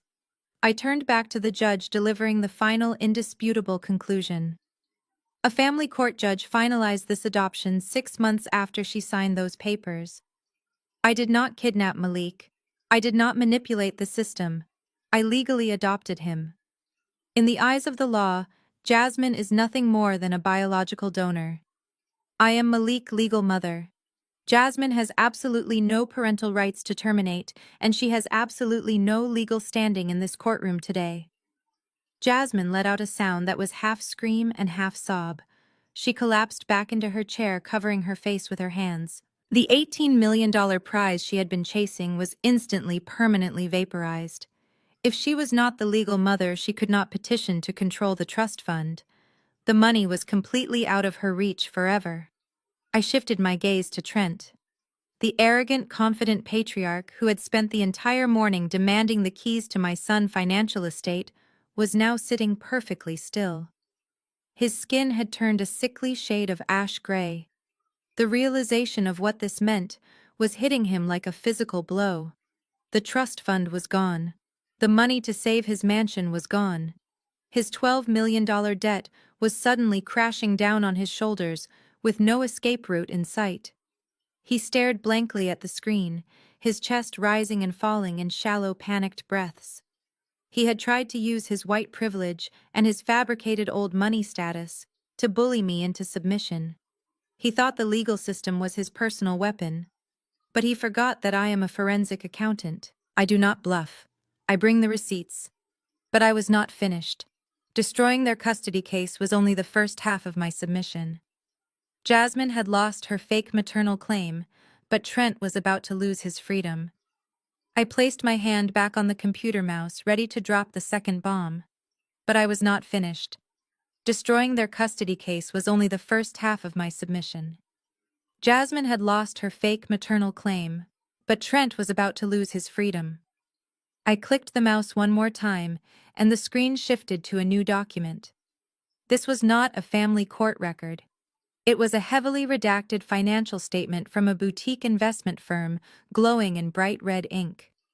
Trent Kensington, who had been leaning back in his chair, suddenly jolted as if he had been struck by lightning. His eyes widened in absolute terror as he recognized the numbers. They were the exact numbers he had used every sophisticated trick in the book to hide for the past 5 years. "Your Honor?" I continued, my voice echoing sharply across the room. The plaintiff spent the entire morning painting a picture of traditional upper-class wealth. Trent Kensington presented himself as a highly successful financial expert, ready to provide a civilized environment. But that entire persona is a massive lie. I used the laser pointer to circle the final bottom line on the projected statement. Trent Kensington is not a wealthy man. He is currently drowning in $12 million of debt. That historic Charleston estate he bragged about has been remortgaged 3 separate times, and the bank is officially initiating foreclosure proceedings at the end of this month. There is no generational wealth. His entire elite lifestyle has been funded by high-interest junk credit and money stolen directly from his clients' retirement accounts. The courtroom erupted in shocked whispers. Mr. Harrington's jaw actually dropped. He turned to look at his client with a mix of professional horror and intense fury. A high-powered attorney knows exactly what happens when you represent a federal fraudster who lies under oath. Trent was completely pale, devoid of any color. He opened his mouth to speak, but nothing came out. His hands shook violently against the table. The arrogant, condescending white patriarch had vanished, leaving behind a desperate criminal cornered by his own lies. Their true motive for standing in this courtroom today has absolutely nothing to do with maternal love or family values. I delivered the final crushing blow. They do not want to raise a 10-year-old boy. They are desperate for the $18 million left behind by Malik's biological father. They intended to use my son as a human ATM machine to pay off their fraudulent debts and save themselves from federal prison. My parents sat in the gallery completely paralyzed. Vivian clutched her chest, looking physically sick. Clarence shook his head, unable to process the numbers on the screen. The golden son-in-law they worshipped, the man they had used to demean my entire existence, was nothing but a broke con artist. The complete collapse of their scheme sent Jasmine into a blind, frantic panic. She could not accept that her flawless aesthetic and her luxury life were evaporating right in front of her. Greed entirely hijacked whatever rational thought she had left. She jumped up from her chair, completely abandoning her poised victim act.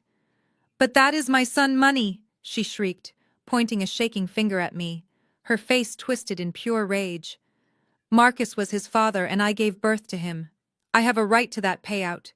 You cannot keep all $18 million for yourself, Zuri. The court has to give me my half. I need that money to maintain my life." The sheer audacity of her statement made Mr. Harrington physically step away from her, covering his face with his hand. She had just openly confessed to extortion in the middle of a federal courtroom, completely destroying any remaining shred of sympathy. Judge Davis had heard enough. The absolute disgust on his face was palpable. He swung his wooden gavel and slammed it down with a deafening crack that made Jasmine flinch and fall silent. "That is quite enough," Judge Davis roared, his voice vibrating with absolute authority.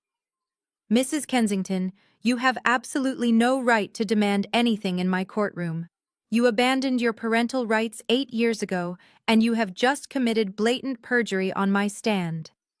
The judge reached into the red folder I had provided and pulled out a certified document bearing the official seal of the state of Texas.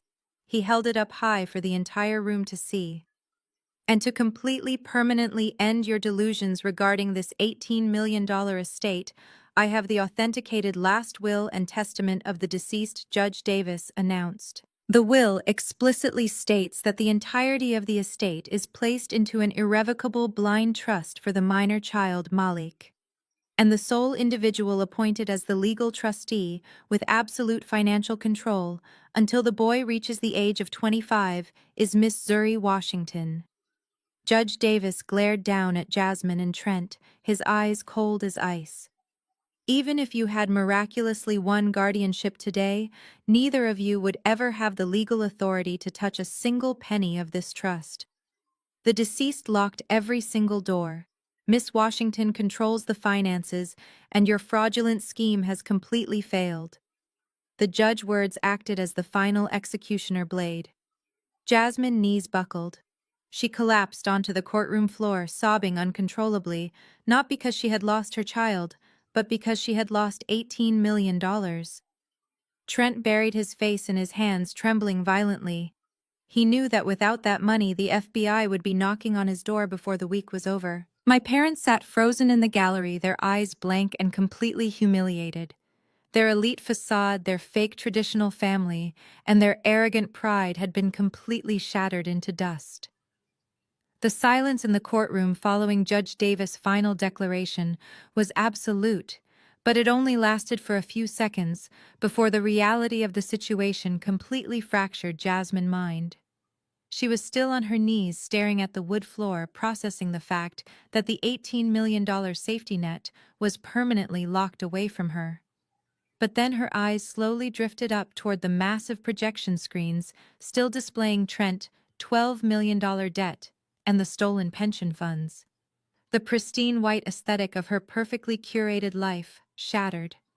She slowly stood up, turning to face the man she had abandoned her own flesh and blood to marry. Trent was backing away from the plaintiff table, his eyes darting frantically toward the courtroom exit. He was no longer the arrogant aristocrat. He was a cornered animal realizing the trap had just snapped shut. Jasmine lunged at him, grabbing the lapels of his custom charcoal suit, her manicured nails dug into the expensive fabric. "You lied to me!" she screamed, her voice tearing through the room with a feral, hysterical pitch. "You told me you had old money. You told me the estate was paid off. You made me give up my son for you, and you do not even have a dime to your name." Trent tried to forcefully shove her away, his face twisting into an ugly sneer. "Get off of me, you stupid woman," he hissed, dropping every ounce of his refined southern charm.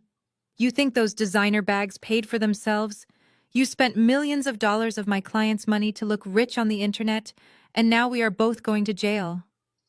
The accusation pushed Jasmine completely over the edge. She raised her hand and slapped Trent across the face with such incredible force that the sound echoed like a gunshot in the high-ceilinged room. Trent stumbled backward, his cheek instantly turning a violent shade of crimson. He lunged back at her, grabbing her wrists as they began physically fighting right in the middle of the federal courtroom. They were tearing at each other's clothes, screaming vicious insults, exposing every single ugly truth of their fake marriage to the judge, the court reporter, and the gallery. The sophisticated elite facade was entirely stripped bare, revealing two greedy, desperate frauds fighting over the ashes of their ruined empire. Judge Davis hammered his gavel repeatedly, shouting for order, but the two of them were completely lost in their rage. Two heavy-set bailiffs immediately rushed the floor, grabbing Trent by the shoulders and forcefully ripping him away from Jasmine. They pinned his arms behind his back, while a third officer physically restrained Jasmine, who was kicking and thrashing wildly. Mr. Harrington, the high-priced lawyer, did not even try to intervene. He had already shoved his legal pads into his briefcase and was practically sprinting toward the side door, desperate to distance himself from the radioactive fallout of his client's crimes. Trent wrenched his shoulder, trying to shake off the bailiff. "I am leaving," he shouted, his voice cracking with pure panic. "This custody hearing is over. Let me go." Judge Davis looked down at him with absolute contempt. "The custody hearing is indeed dismissed with prejudice," the judge announced coldly. "But you are not going anywhere, Mr. Kensington." Trent managed to yank his arm free. He shoved past his sobbing wife and bolted for the heavy oak doors at the back of the courtroom. He thought he could outrun the consequences. He thought he could make it to his car and disappear. But just as his hand reached out to grasp the brass door handle, the heavy wooden doors violently burst open from the outside. Trent stumbled backward, nearly falling over his own feet.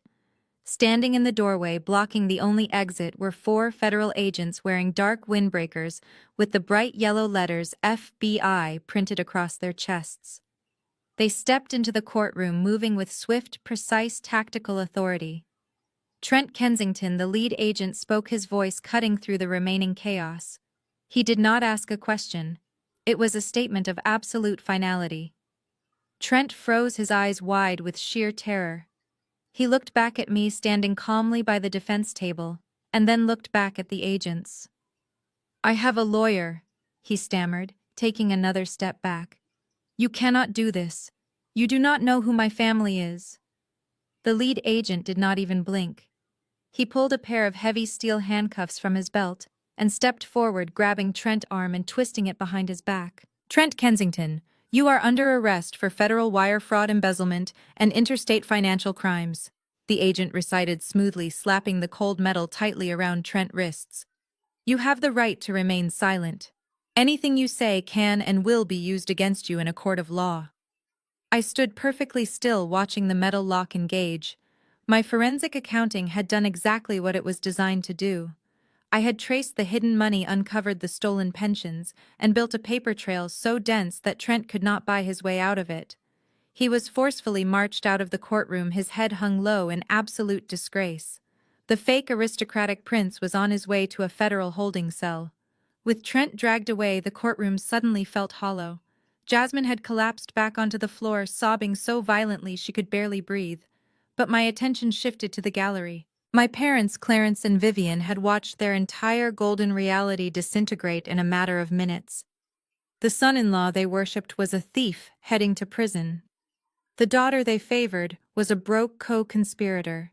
And the $18 million trust fund they desperately needed to maintain their social standing was completely untouchable. They realized they had backed the wrong horse.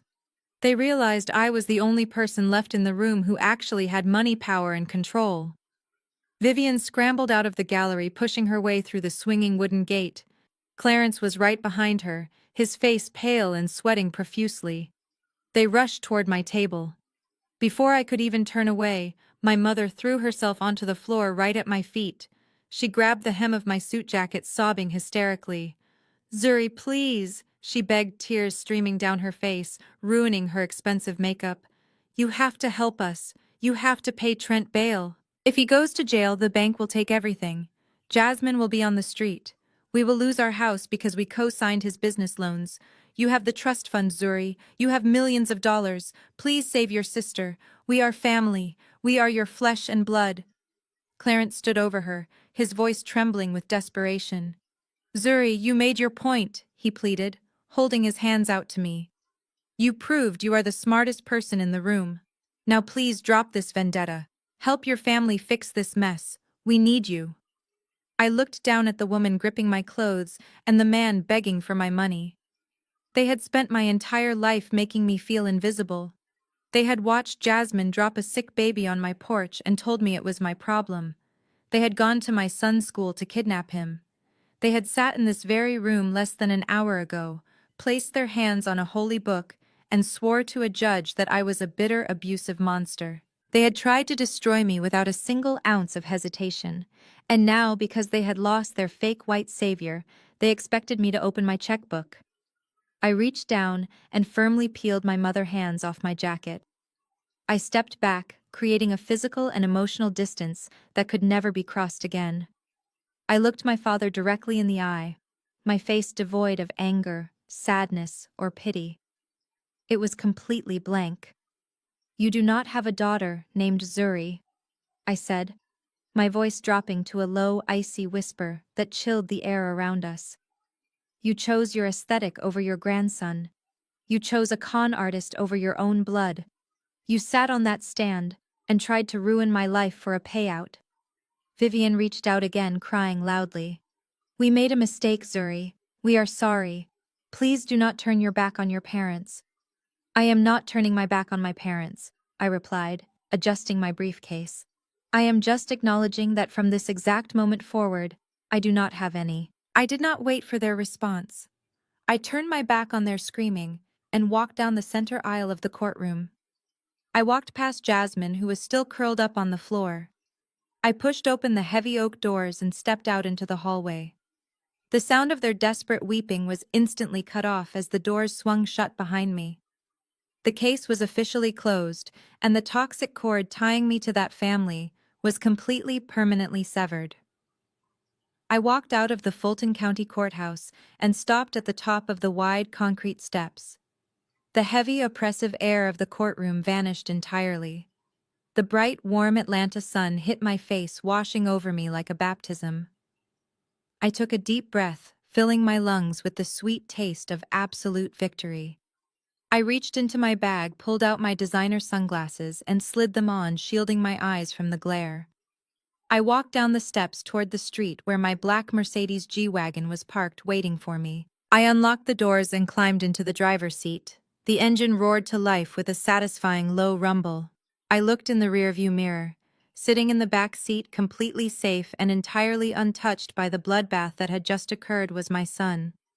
Malik looked up from his tablet, his bright eyes full of innocent joy. He smiled, a wide, genuine smile that reminded me exactly why I had fought so hard and so ruthlessly. "Mom, Zuri," he said, swinging his legs happily. "Are we done with the boring adult stuff now? Can we go get ice cream like you promised?" I looked at the boy who had saved my life just as much as I had saved his.